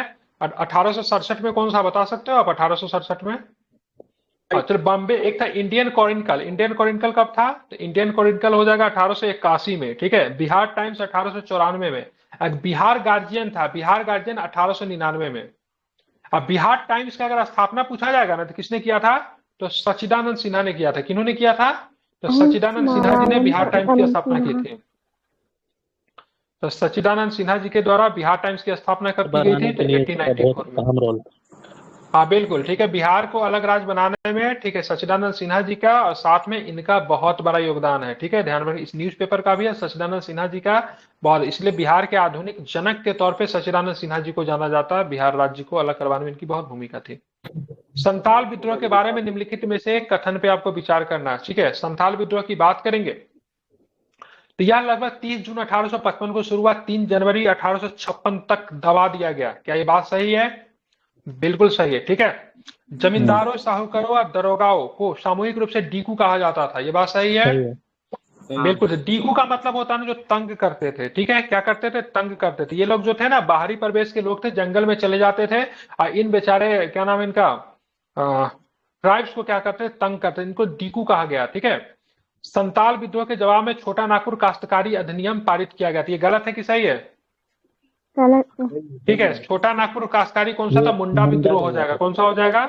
मुंडा विद्रोह था। इसके लिए संथाल परगना एक्ट आया था। कौन सा एक्ट आया था? संथाल परगना एक्ट आया था, ठीक है, ध्यान में रखना है। तो ध्यान, गलत कथन चुनने हैं तो तीसरा नंबर गलत कथन है, ठीक है। इसके लिए कौन सा? संथाल परगना एक्ट। एक दरोगा का इन लोगों ने हत्या कर दिया। दरोगा का नाम क्या था? बहुत ही जुल्मी दरोगा था, जिसका संथालों ने कहानी समाप्त कर दिया गया था। क्या नाम था उनका? मेजर बारो दरोगा है। डंटा कहाँ है? डंटर पीटने का तरीका नहीं है। वो मेजर बारो ब्रिटिश सेनापति था जिसको पराजित किया था, उसका नाम था महेश राय। क्या नाम था उसका? महेश राय करके नाम था, ठीक है। ये दरोगा था, इसकी हत्या के। मेजर बारो को संथालों ने पराजित किया था, नाम में भी मेजर लगा हुआ, फिर भी उसको दरोगा बना रही है, ठीक है, ध्यान में रखना है, ठीक है। बिरसा मुंडा ने अपने किस विश्वस्त साथी को लोगों की भर्ती और सैन्य प्रशिक्षण का कार्य सौंपा था? उनका नाम क्या था? तो उनका नाम था गया मुंडा, ठीक है, गया मुंडा, ठीक है। गया मुंडा जो था उनके विश्वस्त साथी थे। ये सेना मतलब एक संगठन में लोगों की भर्ती करते थे। हाँ, गया पूछा हुआ है, ठीक है। अब बिरसा मुंडा के ना कभी गुरु का नाम पूछ दिया जाता है, तो बिरसा मुंडा का गुरु का नाम बताइए। बिल्कुल, आनंद पांडे, ठीक है। बिरसा मुंडा का शुरू में किस धर्म में परिवर्तन कर दिया गया? बाद में आनंद पांडे ने उनका मतलब फिर से हिंदू धर्म में उनका करवाया, ठीक है। तो ध्यान रखें, हाँ, तो वो ना ईसाई बना दिया गया था, ठीक है, ठीक है। ईसाई धर्म में परिवर्तित हो गए थे बचपन में ही, बाद में जाके ये फिर से आते हैं नए धर्म में। ईसाई धर्म का ना इसका नाम भी पूछा हुआ है जेपीएससी के एग्जाम में। इनका नाम क्या रखा गया था? नाम मैं भूल रहा हूँ, ठीक है। इनका नाम जो था ना, इसका नाम देख लीजिएगा, ठीक है। दाऊद मुंडा था क्या? अच्छा, यार तो दिया हुआ है, यही तो दिया हुआ है, वही तो मैं पूछा। जब इनका ईसाई धर्म में जब परिवर्तित किया, दाऊद बिरसा नाम था, ठीक है। क्या नाम था इनका? दाऊद बिरसा, ठीक है। ये तो दिया हुआ है क्योंकि जेपीएससी का पूछा हुआ क्वेश्चन है, ठीक है। ये जेपीएससी में इस प्रश्न को पूछा गया था, ठीक है, ठीक है। हाँ, तो ध्यान रखिएगा इनका नाम क्या था। और ये विद्रोह की नाम की बात करें कब से कब तक चला था, तो क्या बताएंगे? तो देखना है विद्रोह 1895 से लेके 1900 तक, ठीक है। लेकिन अपने चरम पे जब था ना 1899 और 1900 के बीच में अपने चरम पे था, ध्यान में रखेगा। अब बिरसा मुंडा को सोते हुए गिरफ्तार किया गया था, रांची जेल में इनको रखा गया। बाद में बोला गया इनको क्या हो गया, डायरिया की वजह से इनकी मौत की खबर बताई गई, ठीक है। लेकिन लोग कहते हैं कि भाई गलत बात है, ऐसा कुछ नहीं हुआ था, ठीक है। चलिए आप देखेंगे, ये बता ही दिया डाउट बिरसा। पटना स्थित गोलघर का निर्माण किस गवर्नर जनरल के शासनकाल में आया, बताइए? जॉनसन। टाइम में ठीक है, आया और कॉर्नवालिस, ठीक है। हाँ ठीक है, उस समय जो था कॉर्नवालिस के शासनकाल था, क्योंकि आप देखोगे हेस्टिंग्स का शासनकाल 1773 से लेके, ठीक है, 85 तक रहता है, ठीक है। इसका निर्माण की बात करेंगे तो 86 में इसका निर्माण पूरा हुआ था, ठीक है। और इसका हाँ। निर्माण करने वाले जो व्यक्ति का नाम क्या था? गैस्टिन। जॉन गास्टियन। क्या नाम था? जॉन गास्टियन उसका नाम था। एक प्रश्न और भी पूछेगा, उस समय बिहार में ना कई बार ना वो आ रहा था, अकाल पड़ रहा था। तो बिहार बंगाल में जो भयंकर अकाल आया था 1770 में भयंकर अकाल आया था, ठीक है। उस समय लगभग 30 लाख लोगों की भोजन की वजह से मृत्यु हो गई थी, समझ ले, 30 लाख लोग, इतनी बड़ी फिगर है ये। अभी के जनसंख्या के हिसाब से भी 30 लाख लोगों का मरना बहुत बड़ा है, ठीक है। लेकिन उस समय तो जनसंख्या भी काफी कम थी, 1770 में 30 लाख लोगों की मृत्यु हुई थी भोजन में, ठीक है। एक इतिहासकार लिखते हैं लोगों की स्थिति इतनी दयनीय थी, लोगों को खा रहे थे, ठीक है। मतलब कैनिबल बन गए थे, लोगों को खा रहे थे, ठीक है। अपने बच्चों को बेचा जा रहा था, लोग पत्ते तक खा रहे थे, ऐसी स्थिति हो गई थी, ठीक है। 30 लाख लोग मारे गए थे। तो इन्हीं सारी चीजों को देखते हुए गोलघर का निर्माण किया गया, ठीक है। जॉब चार्नोक की बात करेंगे तो पटना फैक्ट्री का प्रमुख कब बना था चार्नोक? 32। ठीक है, तो ध्यान रखिएगा, तो कब बना था? 1664 में बना था, ठीक है। तो 1664 में इसको पटना फैक्ट्री का प्रमुख बनाया गया था। लेकिन बाद में ये व्यक्ति को कलकत्ता शिफ्ट किया जाता है, बाद में जाके कलकत्ता शहर का संस्थापक बनता है। कलकत्ता शहर को कब इसने कुछ गांवों को मिला के बना दिया था, तो 1698 में। 32 जो आप बोल रहे हैं ना, 32 में क्या हुआ था? डचों का पहला मुख्यालय जो था पटना में स्थापित किया गया था, ठीक है। हाँ, तो इस चीज को ध्यान में रखना है, ठीक है। तो कब बनाया गया था? 1664 में बनाया गया था। जॉब चार्नोक को ग्रेट पर्सनालिटी।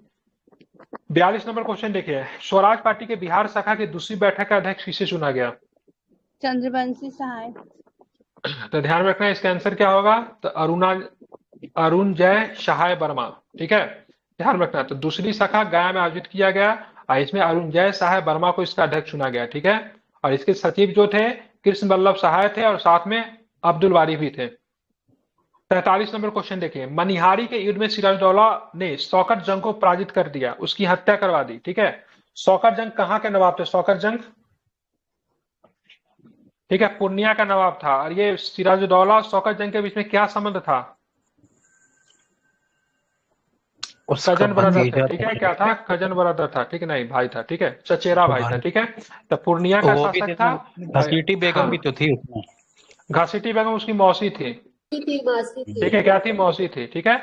और ये मीर जाफर कौन था? तो मौसा था, ठीक है। मतलब मीर जाफर की बात करेंगे ना, तो इसका अलवर्दी खान का दामाद था, ठीक है, मौसा हुआ, ठीक है। अलवर्दी खान का कोई बेटा नहीं था, तो ये जो था ना उसका पोता था, दैट मीन्स कह सकते हैं नाती था। अलवर्दी खान का सिराज क्या हुआ? नाती हुआ, ठीक है। और मीर जाफर जो था दामाद था, तो दोनों क्या हो गया? मौसा और ये हो गया ना, मौसा था एक तरह से, मौसा नहीं गद्दारी कर दे, ठीक है। तो ये पूर्णिया का शासक था। लेकिन लड़ाई होती है कटिहार के, अभी कटिहार पड़ता है, कटिहार के मनिहारी में होती है, ठीक है। मनिहारी बड़ा इंपॉर्टेंट जगह है, बिहार उससे प्रश्न पूछता है, वहां से ना एसटी का एक सीट आता है, ठीक है। मनिहारी से, कहां से? कटोरिया से, याद आएगा जगह का नाम? मनिहारी और कटोरिया, यहाँ से एसटी का सीट है, दो ही एसटी का सीट है, एक मनिहारी एक कटोरिया से। मनिहारी आपको पड़ता है कटिहार में, कटोरिया पड़ता है बांका में। सही बताया कि उल्टा कर दिया? ठीक है ना। तो मनिहारी और कटिहारी आपको ध्यान में रखना, एसटी के 2 सीट है। अगर पूछेगा बिहार में कुल विधानसभा में कितने सीट रिजर्व है, तो टोटल 40 सीट रिजर्व है, जिसमें एससी के लिए 38 सीट है और एसटी के लिए 2 सीट है, ठीक है, विधानसभा में। अगर पूछेगा लोकसभा में एसटी के लिए कितने सीट है, तो 0 सीट है। लोकसभा में एसटी के लिए एक भी सीट नहीं है, ठीक है। और एससी के लिए कितने सीट है लोकसभा में, तो 6 सीट है। पूछा हुआ प्रश्न है, इसलिए बता रहा हूं, याद रखिएगा इसको। बिहार की यात्रा करने वाला प्रथम ब्रिटिश यात्री कौन था, क्या बताओगे? पीटर मुंडे। नहीं, राल्फ फिंच, ठीक है। बिहार का यात्रा करने वाला पहला ब्रिटिश यात्री की बात करें, राल्फ फिंच है, ठीक है। किसके शासनकाल में इसने बिहार की यात्रा की थी? अकबर। अकबर के शासनकाल में इसने बिहार की यात्रा की थी। कब की थी? तो 1587 में इसने बिहार की यात्रा की थी, ठीक है। ध्यान रखें, राल्फ फिंच इसका नाम था। व्यापारी था, कहते हैं लोग से अच्छा व्यापारी था, सज्जन था, ठीक है। अब आते हैं 45 number question, sorry 45 number question देखिए। बिहार का अंतिम अफगान शासक कौन था? अंतिम अफगान शासक की बात हो रही है। दाऊद खान करारानी। क्या नाम था इसका? दाऊद खान करारानी की बात करेंगे, ध्यान में रखना। अंतिम अफगान शासक था, यह भी आपको याद रखना। प्रथम अफगान शासक की बात करेंगे तो जिसने एक साम्राज्य स्थापित किया, शेरशाह सूरी भी अफगान शासक ही थे, ठीक है, ध्यान में रखना है, वो भी अफगान शासक ही थे, ठीक है। तो दाऊद खान, प्रथम अफगान शासक, बिहार का प्रथम अफगान शासक में क्या आ जाएगा?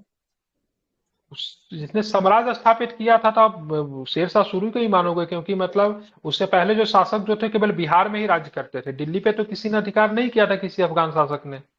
शेरशाह सूरी ने ही दिल्ली पे अधिकार किया, तो शेरशाह सूरी होगा। क्या? बिहार के रिस्पेक्ट में। हाँ, अब जो दिल्ली पे जिसका नहीं, बिहार पे तो आपको देखिए पहले से जो ये सुन, क्या नाम था उसका, बहार खान लोहानी वगैरह जो थे वो केवल बिहार पे ही मतलब रूल करते थे, लेकिन वो इसके अंतर्गत आते थे, क्या नाम है, दिल्ली सल्तनत के अधीन आते थे। मुख्यतः बहार खान लोहानी वगैरह जो थे किनको नेतृत्व करते थे? तो अंतिम जो दिल्ली सल्तनत का जो शासक जो था ना, लोधी डायनेस्टी का, तो वो जो थे इब्राहिम लोदी का नेतृत्व, मतलब बिहाफ ऑफ इब्राहिम लोदी पे वो शासन करते थे, ठीक है। हालांकि इब्राहिम लोदी जब पानीपत के युद्ध में जब पराजित हो गया, तो बहार खान लोहानी जो था उसने अपने आप को मतलब स्वतंत्र घोषित भी कर दिया था, ठीक है। लेकिन दिल्ली पे रूल करने वाला पहला अफगान शासक शेरशाह सूरी ही होगा।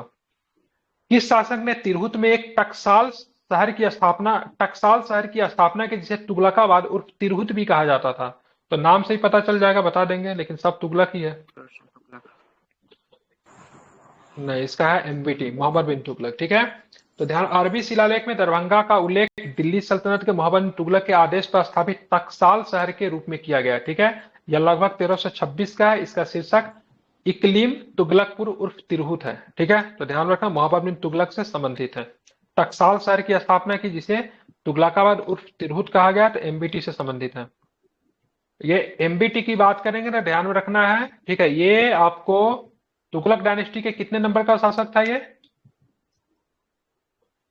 दूसरा। पहला गयासुद्दीन तुगलक, उसके बाद मोहम्मद बिन तुगलक, और उसके बाद फिरोज शाह तुगलक, ठीक है। अब फिरोज शाह तुगलक जो था ना, इसका भाई ही था, ठीक है। बिहार पर आक्रमण करने वाले दिल्ली सल्तनत का पहला शासक कौन था? तो बता ही दोगे आप लोग, बताइए क्या होगा। इल्तुतमिश ने किए, ठीक है, ध्यान रखेंगे, ठीक है। 1225 में इसने बिहार शरीफ पे कब्जा कर लिया था, ठीक है। और इसी का, अब उससे पहले देखा, ध्यान में रखेंगे, उससे पहले बख्तियार खिलजी, ठीक है। तो बख्तियार खिलजी ने बिहार पे कब आक्रमण किया था? अगर पूछा जाएगा, वो भी तुर्क ही था, पहला तुर्क वही था जिसने आक्रमण किया था। क्या बताओगे? 1198 में किया था, ठीक है। 1198 नहीं, 1198 में किया, नालंदा विश्वविद्यालय को नष्ट कर दिया, ठीक है। कुछ जो लिबरल इतिहासकार लिखते हैं, नालंदा विश्वविद्यालय को उसने किला समझ के, ठीक है, मतलब उस पर आक्रमण किया, लेकिन ऐसा कुछ नहीं, उसको सब पता था, पढ़ाई लिखाई के केंद्र है। लेकिन कुछ इतिहासकार ये लिखते हैं ना, खिलजी जो था, बख्तियार खिलजी था, उसको किला समझ रहा था, ठीक है, इसलिए उसने आक्रमण किए, ठीक है। ऐसा थोड़ी ना होता, किला समझ के आक्रमण कर दिया। आप चलते आगे देखें, हाँ, लाइक कुछ लोग लिखते हैं इसलिए बताया। ककोलत जलप्रपात की बात करेंगे तो बिहार में किस जिला में आपको ककोलत मिलेगा? ठीक है, नवादा। ककोलत मिलेगा। नवादा की बात करें, झारखंड के साथ सीमा बनाता है। अगर पूछेगा झारखंड के किस जिला के साथ सीमा बनाता है, तो कोडरमा के साथ सीमा बनाता है, ठीक है। कोडरमा नवादा बहुत इंपॉर्टेंट है, क्योंकि यहाँ से कौन सा खनिज मिलता है? तो अवरक मिलता है, ठीक है। माइका वही अवरक को कहते हैं, ठीक है। प्रश्न पूछा हुआ इसलिए मैंने रिपीट कर दिया, ठीक है। नवादा याद रखेगा। मिथिला में स्वतंत्र कर्नाट राजवंश की स्थापना किसने की? तो बता ही दोगे आप लोग, मिथिला का इसको गुप्ता पीरियड बताया जाता है, बिल्कुल, ठीक है, नान्यदेव, ठीक है, ध्यान में रखना है, ठीक है। ये कास्ट थे, क्या थे? कास्ट जो इंपॉर्टेंट कास्ट क्या है कि 4 प्रकार का जो वर्ण जो होता है ना, उसमें कास्ट नहीं आते हैं। 4 प्रकार के वर्ण आप देख रहे हो ना, ब्राह्मण, क्षत्रिय, वैश्य और शूद्र, उसमें कास्ट नहीं आते, ठीक है। ये कास्ट थे। नान्यदेव पहले शासक थे, मिथिला का स्वर्ण युग कहते हैं इसको। और साथ में आपको ध्यान में रखना, अंतिम शासक की बात करेंगे तो हरि सिंह हो जाएंगे। कौन हो जाएंगे? हरि सिंह। इसकी राजधानी जो थी कहाँ पे थी? तो सिमरावगढ़ थी। कहाँ थी इसकी राजधानी? सिमरावगढ़। सिमरावगढ़ कहाँ पड़ता है, तो क्या बताओगे? नेपाल में पड़ता है, ठीक है। तो ये सारे प्रश्न जो है ध्यान में रखना है, ठीक है। तो ये प्रश्न कई बार एग्जाम में रिपीट होता है, मिथिला के कर्नाटक से पूछा जाता है, इसको आप लोग ध्यान में रखिएगा, इंपॉर्टेंट है। अब हम लोग चलते आगे देखेंगे कुछ प्रश्न को, उस पर भी जरा बात करते हैं, ठीक है। 50 नंबर क्वेश्चन देखिए। हिंदी इंग्लिश में दिक्कत नहीं होना चाहिए, सब तो हिस्ट्री है, सब नाम ही है। बाकी इंग्लिश का भी पीडीएफ ग्रुप में डाला हो, जिनको दिक्कत होगा देख सकते, मुझसे पूछेंगे तो मैं उसका ट्रांसलेट कर दूंगा। किस शिलालेख में तुरस्कंद नामक कर का उल्लेख, ये टेक्स्ट है एक प्रकार का, ठीक है। तो तुरस्कंद ये करवाए थे, किस शिलालेख में इसके बारे में जानकारी आपको देखने को मिलती है? तो मनेर, ठीक है, ध्यान में रखना, मनेर रामपत्र शिलालेख में इसके बारे में आपको जानकारी मिलती है, ठीक है। कौन सा था इस टेक्स्ट का नाम, क्या था? तो इसका नाम था, टेक्स्ट का नाम तुरुस्क दंड, ठीक है। तो मनेर, मनेर ताम्रपत्र कहाँ पे आपको मिलेगा? मनेर वाला ये आपको पटना में मिलेगा। कहाँ पे है? मनेर पटना में है, ठीक है, ध्यान में रखना है, ठीक है। हाँ, अब आते हैं, देखेंगे 51 नंबर क्वेश्चन देखेंगे। निम्नलिखित में से कौन सा लेखक बिहार में रुका और बख्तियार खिलजी के हमलों के बारे में प्रत्यक्ष जानकारी प्रदान देता है? तो लेखक का नाम क्या है? वो मिन्हाजुस सिराज। अब मिन्हाजुस सिराज ने कौन सी पुस्तक लिखी थी बिहार के संदर्भ में? बड़ा इंपॉर्टेंट वो पुस्तक, क्या नाम है उसका? तबकाते नासिरी, ठीक है। तो तबकाते नासिरी जो पुस्तक जो है मिन्हाजुस सिराज के द्वारा लिखा गया, उसमें बख्तियार खिलजी के बिहार पर जो उसने हमला किया था उसके बारे में जानकारी मिलती है। बख्तियार खिलजी ने बिहार पे कब हमला किया? 1198 में। बहुत सुंदर, वेरी गुड, इसको आपको ध्यान में रखना है, ठीक है। निम्नलिखित में से किस मौखरी शासक को मगध के स्वामी के रूप में जाना जाता है? बता दोगे मगध के स्वामी, बताइए क्या हो जाएगा? इनको बोलते हैं सूर्यवर्मन। क्या बोलते हैं? सूर्यवर्मन, ठीक है। तो मौखरी शासक थे, और मौखरी शासक की बात करेंगे या फिर मौखरी शासक की राजधानी कहाँ होती थी? थानेश्वर। क्या नाम था उसका? थानेश्वर, आपको ध्यान में रखना है, ठीक है, बिल्कुल, ठीक है, थानेश्वर उसकी राजधानी थी, ठीक है। अब आते 53 नंबर क्वेश्चन देखेंगे। चीनी यात्री फाइहान, सबसे पहले बताओ फाइहान की बात करेंगे तो फाइहान किसके शासनकाल में आया? भारत किसके शासनकाल में, फिर बिहार किसके शासनकाल में आया? चंद्रगुप्त को किस नाम से जानते थे? विक्रमादित्य के नाम से जानते हैं, ठीक है। तो ध्यान में रखेंगे, ये बिहार आया और बिहार में इसने कितने वर्षों तक ये रहा? 14 महीने। 3 वर्ष नहीं, 3 साल तक बिहार में रखा। ओवरऑल तो भारत में 14-15 साल के रहा, लेकिन 3 साल ये पाटलिपुत्र में रहा था, ठीक है। अब पाटलिपुत्र में रहकर इसने एक भाषा सीखी। कौन सी भाषा सीखी? तो संस्कृत भाषा सीखी। कौन सी भाषा सीखी? संस्कृत भाषा इसने सीखी, ठीक है। अब बुद्ध से जुड़े बहुत कन्नौज होता था सर। मौखरी का नहीं था, कन्नौज तो इसके समय कैपिटल हो गया था। क्या नाम था नहीं, इसका? मौखरी का हर्षवर्धन के समय। कन्नौज था, और थानेश्वर जो बोले हैं ना आप, वो हर्षवर्धना का था। कन्नौज नहीं, आई थिंक तो उसका दो हो सकता है, ठीक है, क्योंकि हर्षवर्धन के समय तो कन्नौज तो फेमस हो गया। देख लीजिएगा, प्रशासनिक होगा, एक उसका हो सकता है धार्मिक होगा। थानेश्वर भी था मौखरी के समय, एक बार चेक कर लीजिएगा, ठीक है, देख लीजिए। तो 3 वर्ष तक इसने रहे थे पाटलिपुत्र में। पाटलिपुत्र में संस्कृत वगैरह सीखा। उसके बाद बहुत सारे शहर में गए, श्रावस्ती गया था। जब बुद्ध का श्रावस्ती से क्या संबंध है? सबसे ज्यादा वो टाइम तक रहे थे। हाँ बिल्कुल, उन्होंने सबसे ज्यादा जो थी वहां पे प्रीचिंग की बात करेंगे, प्रीच सबसे ज्यादा श्रावस्ती में दिया था, जो कि प्रसेनजीत का कैप्टन हुआ करता था। प्रसेनजीत उनके मित्र भी थे। सारनाथ में गए थे। सारनाथ में बुद्ध से क्या संबंध है? तो बुद्ध ने वहां पे क्या किया था? प्रथम अपना प्रीचिंग, ठीक है। और हाँ, सारनाथ को ऋषिपट्टनम बोलते हैं, ध्यान रखें, क्या बोलते हैं बौद्ध भाषा में? ऋषिपट्टनम, ठीक है। तो हो सकता है कभी पूछा जा सकता है, ठीक है। बोध गया, वैशाली गया, राजगीर गया। मध्य भारत में तक्षशिला, पाटलिपुत्र, मथुरा, कन्नौज के बारे में, मतलब पूरा भारत उसने भ्रमण की थी। निम्नलिखित में से किस शासक ने पहली बार पाटलिपुत्र को मगध की राजधानी बना दिया था? किसने बनाया था पाटलिपुत्र को मगध की राजधानी? तो क्या बताएंगे? छूट गया क्या? एक क्वेश्चन छूट गया क्या? अच्छा हाँ। अशोक का निम्नलिखित में से कौन सा शिलालेख बिहार में नहीं मिला है? तो बता दोगे आप लोग, सिंपल सी बात है, कौन सा? हाँ, कहाँ से आई रुमनदेही? कहाँ पे मिला ये? नेपाल में। नेपाल के लुम्बिनी में, ठीक है। नेपाल के लुम्बिनी में ये शिलालेख आपको देखने को मिलेगा। बाकी सारे के सारे शिलालेख की बात करेंगे तो चंपारण जिला में बात करें, लौरिया नंदनगढ़ है, लौरिया अरेराज है, रामपुरबा, ठीक है। ये सारे के सारे कहाँ पे? चंपारण जिला में ही है, ठीक है। पश्चिमी चंपारण, पूर्वी चंपारण मिलाकर लौरिया अरे, और कहाँ से ना बड़े बड़े बैल का प्रतिमा मिला है, लौरिया अरेराज, लौरिया नंदनगढ़, रामपुरवा से बैल वाला जो बड़ा बड़ा मूर्ति बना तो रामपुरवा से मिला हुआ है। ठीक है, ये सारे के सारे शिलालेख है, एग्जाम में प्रश्न पूछा है। रुमन्नी देवी की बात करें, नेपाल के कहाँ से, तो नेपाल में आपको कहाँ पे है, तो ध्यान में रखेंगे लुम्बिनी से। ठीक है, और जब यहाँ पे जब गए थे तो वहां पे उन्होंने धार्मिक कर को पूरी तरीके से समाप्त कर दिया था, और जो वहां पे जो भूमि कर जो था, जो कि राजस्व जो था, उसको करके कितना कम कर दिया था, 1/6 से कम करके कितना कर दिया था, तो 1/8 कर दिया था। ठीक है, हाँ ठीक है, तो 16.5% से कमाकर, ठीक है, 12.5% के आसपास उन्होंने कर दिया था। ध्यान में ये रखना है। ठीक है, परसेंटेज भी पूछा जा सकता है। निम्नलिखित में से किस शासक ने पहली बार पाटलिपुत्र को मगध की राजधानी बताया, तो क्या बताओगे, उदयन ने बनाया था। ठीक है, उदयन ने बनाया था।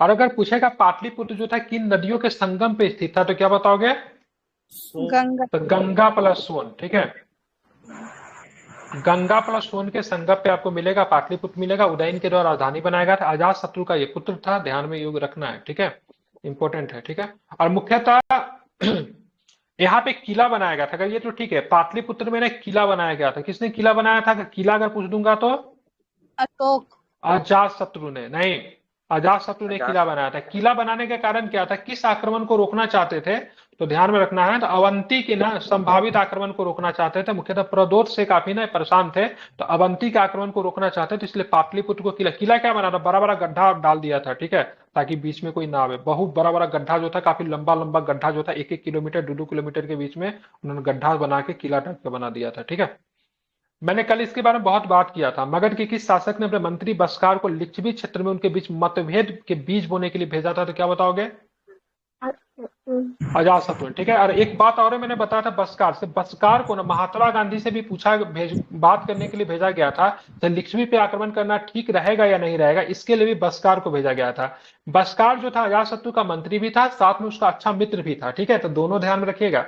और जब इसको जीतना था, क्या जीतना था, इसको जीतना जो था आपको ध्यान में रखना है, लिच्छवी को जीतना था, इसलिए वहां पे लोगों में मतभेद कराने के लिए किसे भेजा गया था, किसे भेजा गया था, बिल्कुल तो बस्कार को भेजा गया था, ताकि वहां पे क्या करो, जितने भी संघ वाले हैं ना सबको आपस में क्या करो, लड़ा दो, ताकि मजे से जीत ले।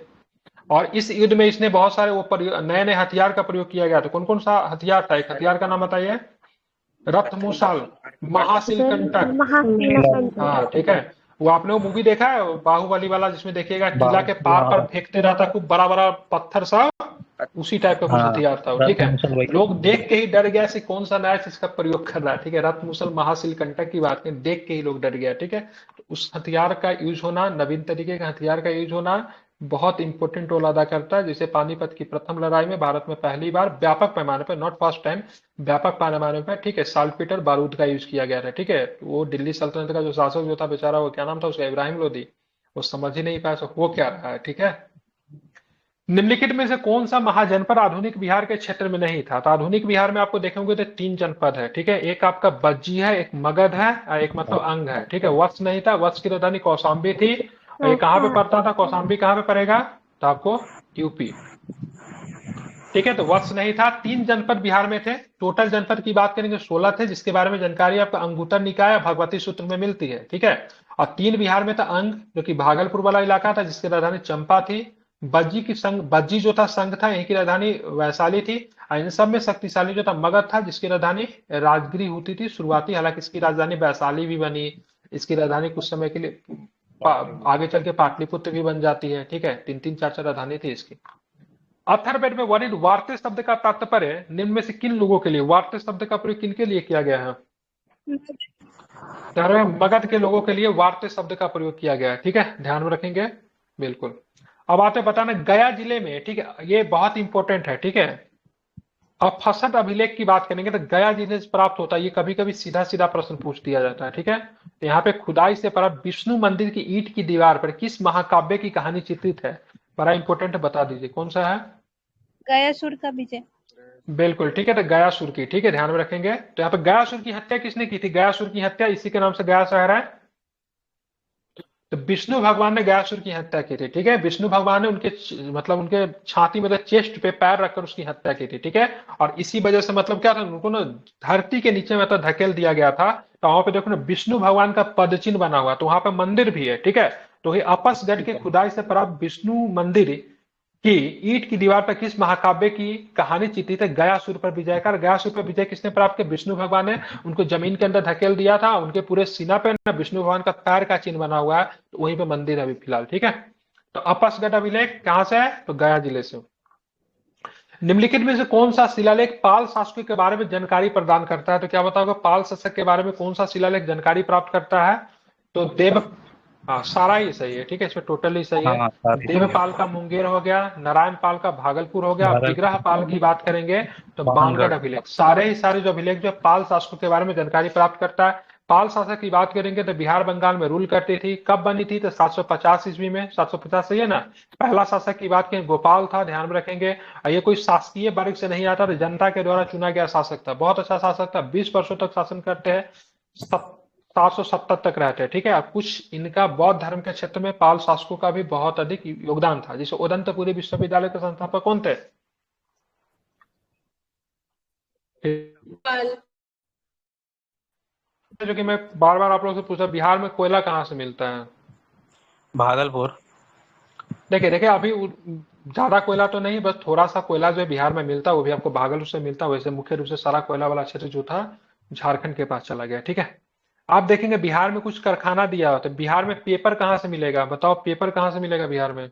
नहीं ठीक सॉरी है, ध्यान में रखेंगे। तो बिहार में पेपर जो मिलेगा आपको ना, कहाँ पे मिलेगा? डालमिया नगर। डालमिया नगर सीमेंट के लिए है। सीमेंट किधर है भाई? सीमेंट तो डालमिया दिया ही में नहीं। सीमेंट होगा। जूट आपको पूर्णिया में हो हाजीपुर जाएगा, प्लाईवुड। प्लाईवुड आपका हाजीपुर में होगा, ये पेपर ये ठीक है, सब लगा हुआ है, यही आंसर होगा। सिगरेट दिलवरपुर। दिलवरपुर कहाँ मुंगेर है? में पड़ता है।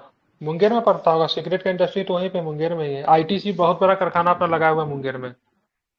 इंडियन टोबैको कंपनी, जो कि लुसेंट जो कि अरिहंत की क्या किसकी कॉपी बनाती है यार? इसके क्लासमेट की कॉपी। क्लासमेट। इसी को बोलते हैं हाइपोक्रेसी, ठीक है। एक तरह से क्लासमेट की कॉपी बनाती है। भारत की सबसे बड़ी टोबैको कंपनी आईटीसी, ठीक है। ये जो गोल्ड फ्लेक जो सिगरेट आता है वो आईटीसी ही बनाती है उसको, ठीक है। और साथ में पढ़ने लिखने का किताब भी बनाती है। और इसके किताब पे देखें ना, कॉपी पे 2 रुपए एक्स्ट्रा लेता है और कहती है ना इससे हम बच्चे के एजुकेशन पे खर्च करते हैं, ठीक है। तो इतनी बड़ी लोग का चाल है, ठीक है। तो जूट का आपको पूर्णिया में मिलेगा। भारत में जूट वहीं पे मिलता है। बिहार पूरे भारत में जूट का दूसरा सबसे बड़ा उत्पादक राज्य है, ठीक है। आफ्टर किसके? पहले नंबर पे कौन है? बंगाल। पहले नंबर पे बंगाल। वेस्ट बंगाल, ठीक है। प्लाईवुड का यहाँ पे मिलेगा। सिगरेट दिलवरपुर में है। अब पेपर की बात करेंगे डालमिया नगर में, हालांकि डालमिया नगर में ना सीमेंट का भी कारखाना है, ठीक है। रोहतास में बात करेंगे तो रोहतास जिला में डेहरी ऑन सोन की बात करेंगे तो ये भी सीमेंट के लिए जाना जाता है, ठीक है। हाँ सिगरेट मिलता है आपको दिलवरपुर में, ये मुंगेर में पड़ता है। कहाँ पे पड़ता है? ये मुंगेर में पड़ता है, ध्यान में रखना है, ठीक है। हाँ चलिए आप चलेंगे आगे देखेंगे। बिहार में गिद्ध संरक्षण के बारे में निम्नलिखित कथनों पर विचार करना है, ठीक है। तो पहला यहाँ पे जो पहला ऑप्शन जो देखने को मिल रहा है, इससे गिद्ध संरक्षण प्रजनन के हरियाणा की तर्ज पर वाल्मीकि टाइगर रिजर्व में स्थापित करने का प्रस्ताव है। तो बिल्कुल ध्यान में रखना है। तो कहाँ पे है? सही है। सफाई कर्मी के रूप में गिद्ध अपने पीछे हड्डियों सहित कुछ भी नहीं छोड़ते। गिद्ध खाद्य श्रृंखला में सबसे ऊपर है, बताना कौन सा सही है? पहला तीसरा मुझे लग रहा है। इसका आंसर तो लिया है, दूसरा तीसरा लिया है। 63 का पहला बी, गलत है। मतलब पहला गलत है, ठीक है। क्योंकि ध्यान रखना ये ना हरियाणा के तर्ज पे नहीं है, जिम कॉर्बेट के तर्ज पे बनाया गया है। कहाँ पे बनाया गया है? किसके तर्ज पे बनाया गया है? जिम कॉर्बेट के तर्ज पे बनाया गया है, ठीक है, इसीलिए गलत है, ठीक है। कॉर्बेट, हाँ। तो यहाँ पे इसे गिद्ध संरक्षण प्रजनन केंद्र कॉर्बेट की तर्ज पे वाल्मीकि टाइगर रिजर्व में स्थापित करने का प्रस्ताव है, ठीक है। और सफाई कर्मी के रूप में गिद्ध अपने पीछे हड्डियों सहित कुछ भी नहीं छोड़ते और गिद्ध खाद्य श्रृंखला में सबसे ऊपर है, ठीक है। एक प्रश्न और भी ध्यान रखिएगा, गिद्ध संरक्षण केंद्र हाल फिलहाल में एक जगह पे और स्थापित है, उसका नाम है महाराजगंज, यूपी। चर्चा में था कुछ दिन पहले, ठीक है। गोरखपुर के पास पड़ता महाराजगंज, वहां पे गिद्ध संरक्षण केंद्र स्थापित किया गया है, ठीक है। तो इसको आप लोग भूलेंगे नहीं, ठीक है। इससे नेपाल का बॉर्डर लगता है। हाँ बिल्कुल, नेपाल का बॉर्डर है महाराजगंज, ठीक है। अब आते हैं देखेंगे 64 नंबर क्वेश्चन देखेंगे, ठीक है। भीमबाद अभ्यारण्य मुंगेर पे भी खोला गया है यहाँ कोडरमा में, गिद्ध रेस्टोरेंट। हाँ गिद्ध से लेके, हाँ गिद्ध से संबंधित रेस्टोरेंट कोडरमा में खुला है, सही बताया आपने, बिल्कुल ठीक है। भीमबाद अभ्यारण्य मुंगेर के किस प्रकार के वन मिलते हैं? भीमबाद में किस प्रकार के वन मिलेंगे? साल वन है। कौन सा वन है यहाँ पे? तो साल वन आपको यहाँ पे देखने को मिलता है। देख रहे किस प्रकार का प्रश्न पूछा जा रहा है, मतलब बिल्कुल भी मतलब जिसका कुछ लेना देना नहीं, उस प्रकार के प्रश्न। मतलब इससे वन का नाम, एक अभी हाल फिलहाल में कुछ दिन पहले पूछा था, गया शहर का जनसंख्या बताओ। बाद में बीपीएससी को भी नहीं पता, तो क्वेश्चन को हटा दिया था, ठीक है। उसने उसमें एक्सप्लेनेशन दिया था, सर मेरे पास 3 स्रोत है, तीनों स्रोत में ना 3 जनसंख्या दिए हुआ है, तो बाद में उसको हटा दिया था। अब आते विक्रमशिला। तो विक्रमशिला गंगा डॉल्फिन अभ्यारण्य के बारे में जानते हैं, भागलपुर में पड़ता है। ध्यान रखें, भागलपुर से सुल्तानगंज के बीच की बात करेंगे तो ये है, बिल्कुल है। 60 किलोमीटर लंबा है, तो बिल्कुल ये सही है।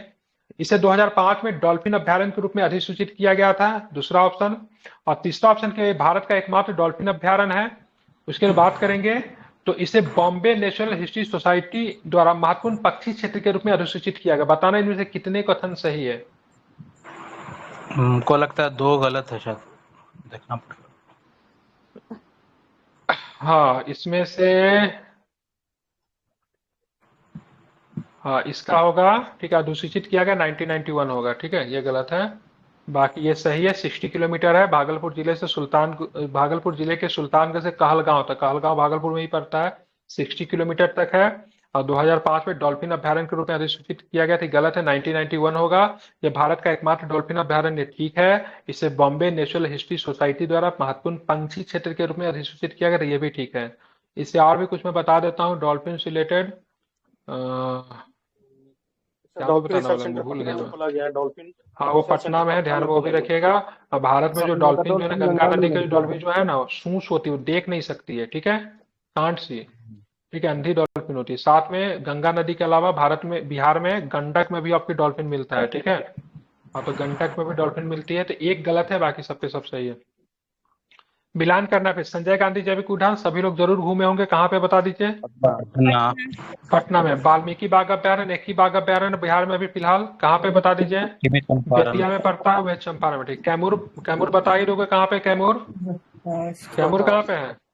रोहतास में दिया हुआ रोहतास में, रोहतास। भभुआ में होगा ना, गलत है। वही तो। गौतम बुद्ध पक्षी रोहतास, अभ्यारण्य कहाँ पे होगा, गौतम बुद्ध पक्षी गया अभ्यारण्य, गया गया गया में ठीक। गया ठीक में। है। अब पंत वन्यजीव अभ्यारण्य, नालंदा। नालंदा ये किधर जाएगा कैमूर वाला। रोहतास दिया, लेकिन रोहतास। उसका होना चाहिए कैमूर में। नहीं, रोहतास गलत है। तक फैला हुआ है। अच्छा, फैला भला ही होगा। रोहतास का हेडक्वार्टर, नहीं नहीं, हाँ ठीक है, मोहनिया है शायद। हाँ और कैमूर देखिए, का हेडक्वार्टर भभुआ है।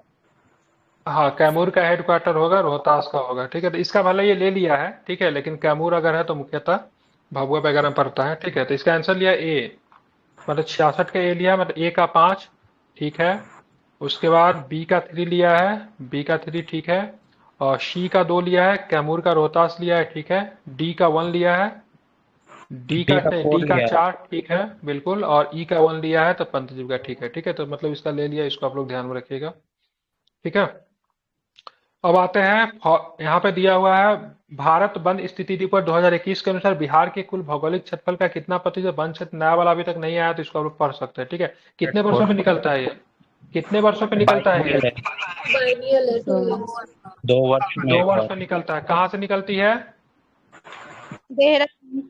देहरादून से निकलती है, ठीक है। तो ध्यान में, इसका आंसर कितना 7.84% होगा, ठीक है।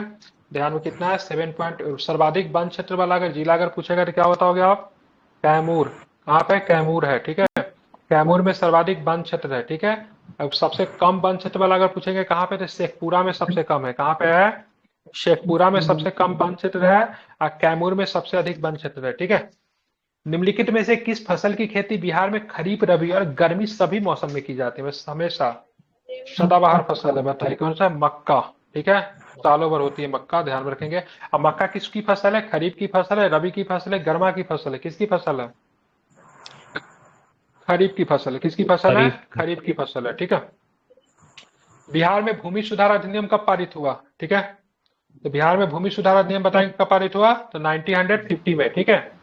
मेहसाना नागपुरी किसकी किस्म है, बता ही दोगे, मेहसाना भैंस की है। ठीक है, भैंस की है, ठीक है। तो मेहसाना, और मतलब ये ध्यान में रखना, नागपुरी भैंस की किस्म है। सुरती की बात करेंगे, मुर्राह की बात करेंगे, किसकी किस्म है, भैंस। जर्सी किसकी किस्म है, जर्सी। गाय की। जमुना पारी, काऊ। जमुना पारी बकरी होता जमुना। है, ठीक है। बकरी का अच्छा किए हुए, ठीक है। बिहार में चीनी मिलों का संकेंद्रण बिहार के किस कृषि जलवायु क्षेत्र में हुआ? तो बता देंगे चीनी मिल कहाँ पे मिलेगा, जहाँ पे गन्ना का उत्पादन ज्यादा होता है। उत्तर तो पश्चिम हाँ, तो उत्तर पश्चिमी जलवायु क्षेत्र में आपको चंपारण मिलेगा, वाला यहाँ पे एरिया। ध्यान में रखेंगे वाला मुख्यतः एरिया, कहाँ पे मिलेगा, तो वेस्ट चंपारण इसमें चंपारण वाला इलाका ज्यादा आता है, ठीक है, चंपारण वाला इलाका अक्टूबर आपको में मिलेगा, दिया ठीक है। हाँ ठीक है, ध्यान में इसको रखना है, ठीक है। अभी तक बिहार में बात करेंगे ना तो 28 चीनी मिल है, ठीक है। इसका स्ट्राइक रेट इतना खराब है, 28 में से मात्र 9 को चालू है, ठीक है। मोतिहारी में 28 चीनी मिल से बेच के दिया सर। एगो सीतामढ़ी में भी था रीगा चीनी मिल, ठीक है, आई थिंक वो भी हाँ बंदे ठीक है, हो गया सर। सुगौली रीगा भी पड़ता था, है, सीतामढ़ी में पड़ता है, ठीक सुगौली है। चल रहा है अभी। तो बिहार, बना दिया। हाँ, बिहार का पहला जैविक गांव केडिया किस जिले में स्थित है? पिछले बीपीएससी में पूछा था, केडिया बताइए कहाँ पड़ेगा केडिया? जमुई में पड़ता है, ठीक है, ध्यान रखें जमुई में आपको क्या पड़ता है, केडिया पड़ता है, ठीक है। तो बिहार के किन उत्पादों के जीआई टैग मिला? जर्दालू आम को मिला गया है, कहाँ का जर्दालू आम? भागलपुर। मरचा चावल चंपारण, कौन सा चंपारण? वेस्ट की ईस्ट?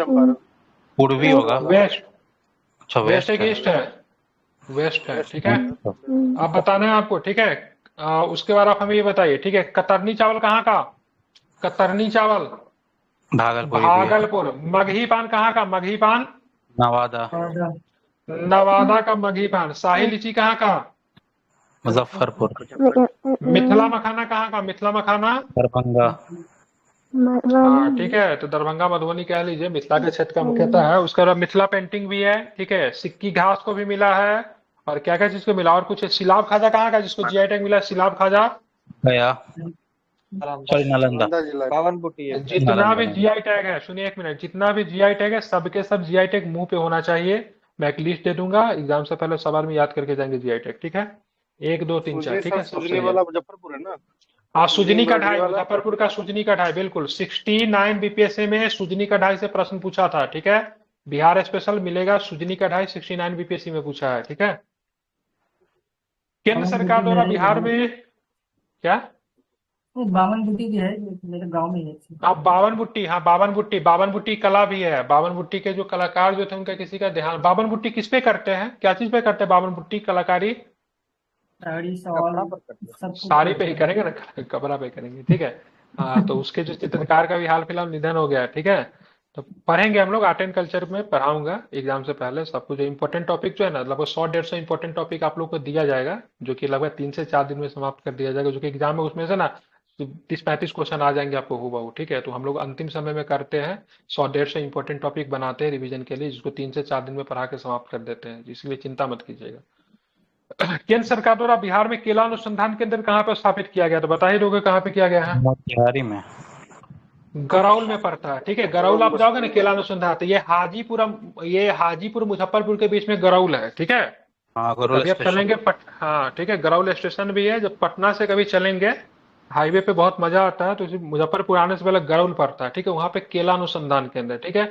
अब थोड़ा सा आगे गरौल वैशाली में केला अनुसंधान केंद्र है, ठीक है। अब मुजफ्फरपुर में आप जाओगे ना, लीची अनुसंधान के रोहुआ में है, ठीक है। ये जगह का नाम मैं बता, बीपीएससी जगह का नाम पूछ देता है।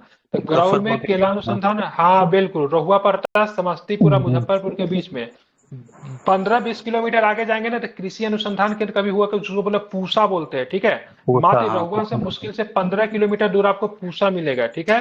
तो रहुआ में लीची अनुसंधान केंद्र है, पूसा में एग्रीकल्चर यूनिवर्सिटी है, ध्यान में रखेंगे। गरौल में आपको क्या मिलेगा? तो केला अनुसंधान केंद्र, ठीक है। और ये गरौल ध्यान में रखेगा वैशाली जिला में पड़ता है, ठीक है। अब आते हैं 75 नंबर क्वेश्चन, देखिए, ठीक है। बिहार राज्य दूध सहकारी संगठन जो कॉम्फेड के बारे में निम्नलिखित कथनों पर विचार करना। इसकी स्थापना ऑपरेशन फ्लड के कार्यक्रम को लागू करने के लिए की गई थी 1983 में, तो ये ठीक है आपका, ठीक है। इसका लक्ष्य बिहार में आनंद पैटर्न पर डेयरी विकास करना। आनंद पैटर्न कहाँ का है ये, जिसके इसके आधार पर बिहार में किया गया है? तो गुजरात में है, ठीक है, ध्यान रखेंगे, ठीक है। ऑपरेशन फ्लड कब आया था? ऑपरेशन फ्लड कब आया था? 1970 में। चर्चा में इसलिए क्योंकि इसके संस्थापक जो है वर्गीस कुरियन, उनका देहांत हुआ है, ठीक है। उनका भी देहांत हुआ है वर्गीस कुरियन का, और इनका भी देहांत हुआ। ऑपरेशन ग्रीन रेवोल्यूशन के जो थे स्वामीनाथन साहब, उनका भी देहांत हुआ है, ठीक है। हाँ दोनों का हुआ। कॉम्फेड अपने डेयरी उत्पादों में सुधा ब्रांड के नाम से बेचता है, तो बिल्कुल पता ही है, काफी चर्चित ब्रांड है, तो बिल्कुल सारे कथन की बात करेंगे, सही है। अभी चर्चा में इसलिए था क्योंकि अभी नीतीश कुमार जी ने कॉम्फेड का बिस्किट वगैरह, सुधा का मिठाई वगैरह ये सभी लॉन्च किए कुछ दिन पहले बिहार में, ठीक है। तो 75 क्वेश्चन ही रहने देते हैं, बाकी 75 कल के क्लास में करवा दूंगा। अगर आपने में से अगर किसी ने नहीं बनाया है तो कल का भी समय आप लोग बना लेंगे, ठीक है, आगे का भी 75 कम से कम बना लेंगे। मैं 4 सब्जेक्ट बोलता हूँ अच्छे से कंप्लीट करने के लिए, इंक्लूडिंग टेस्ट सीरीज, ठीक है। बिहार ध्यान में रखना है, 4 सब्जेक्ट में बिहार है, ठीक है, साथ में बात करें करंट अफेयर्स है, ठीक है, साइंस है एंड मॉडर्न हिस्ट्री है, ठीक है। ये चारों सब्जेक्ट आपको एग्जाम में कम से कम 105 से 110 नंबर देंगे, ठीक है। आपका रिजल्ट ये 4 सब्जेक्ट बनाएगा, Bihar, science, current affairs, modern history. इस 4 सब्जेक्ट पे ज्यादा वेटेज दीजिए, ज्यादा समय दीजिए, और इसके रिलेटेड जो भी टेस्ट सीरीज आपको दिए गए हैं वो लगाइए, ठीक है। काफी अधिक बेनिफिशियल रहेगा आपके लिए।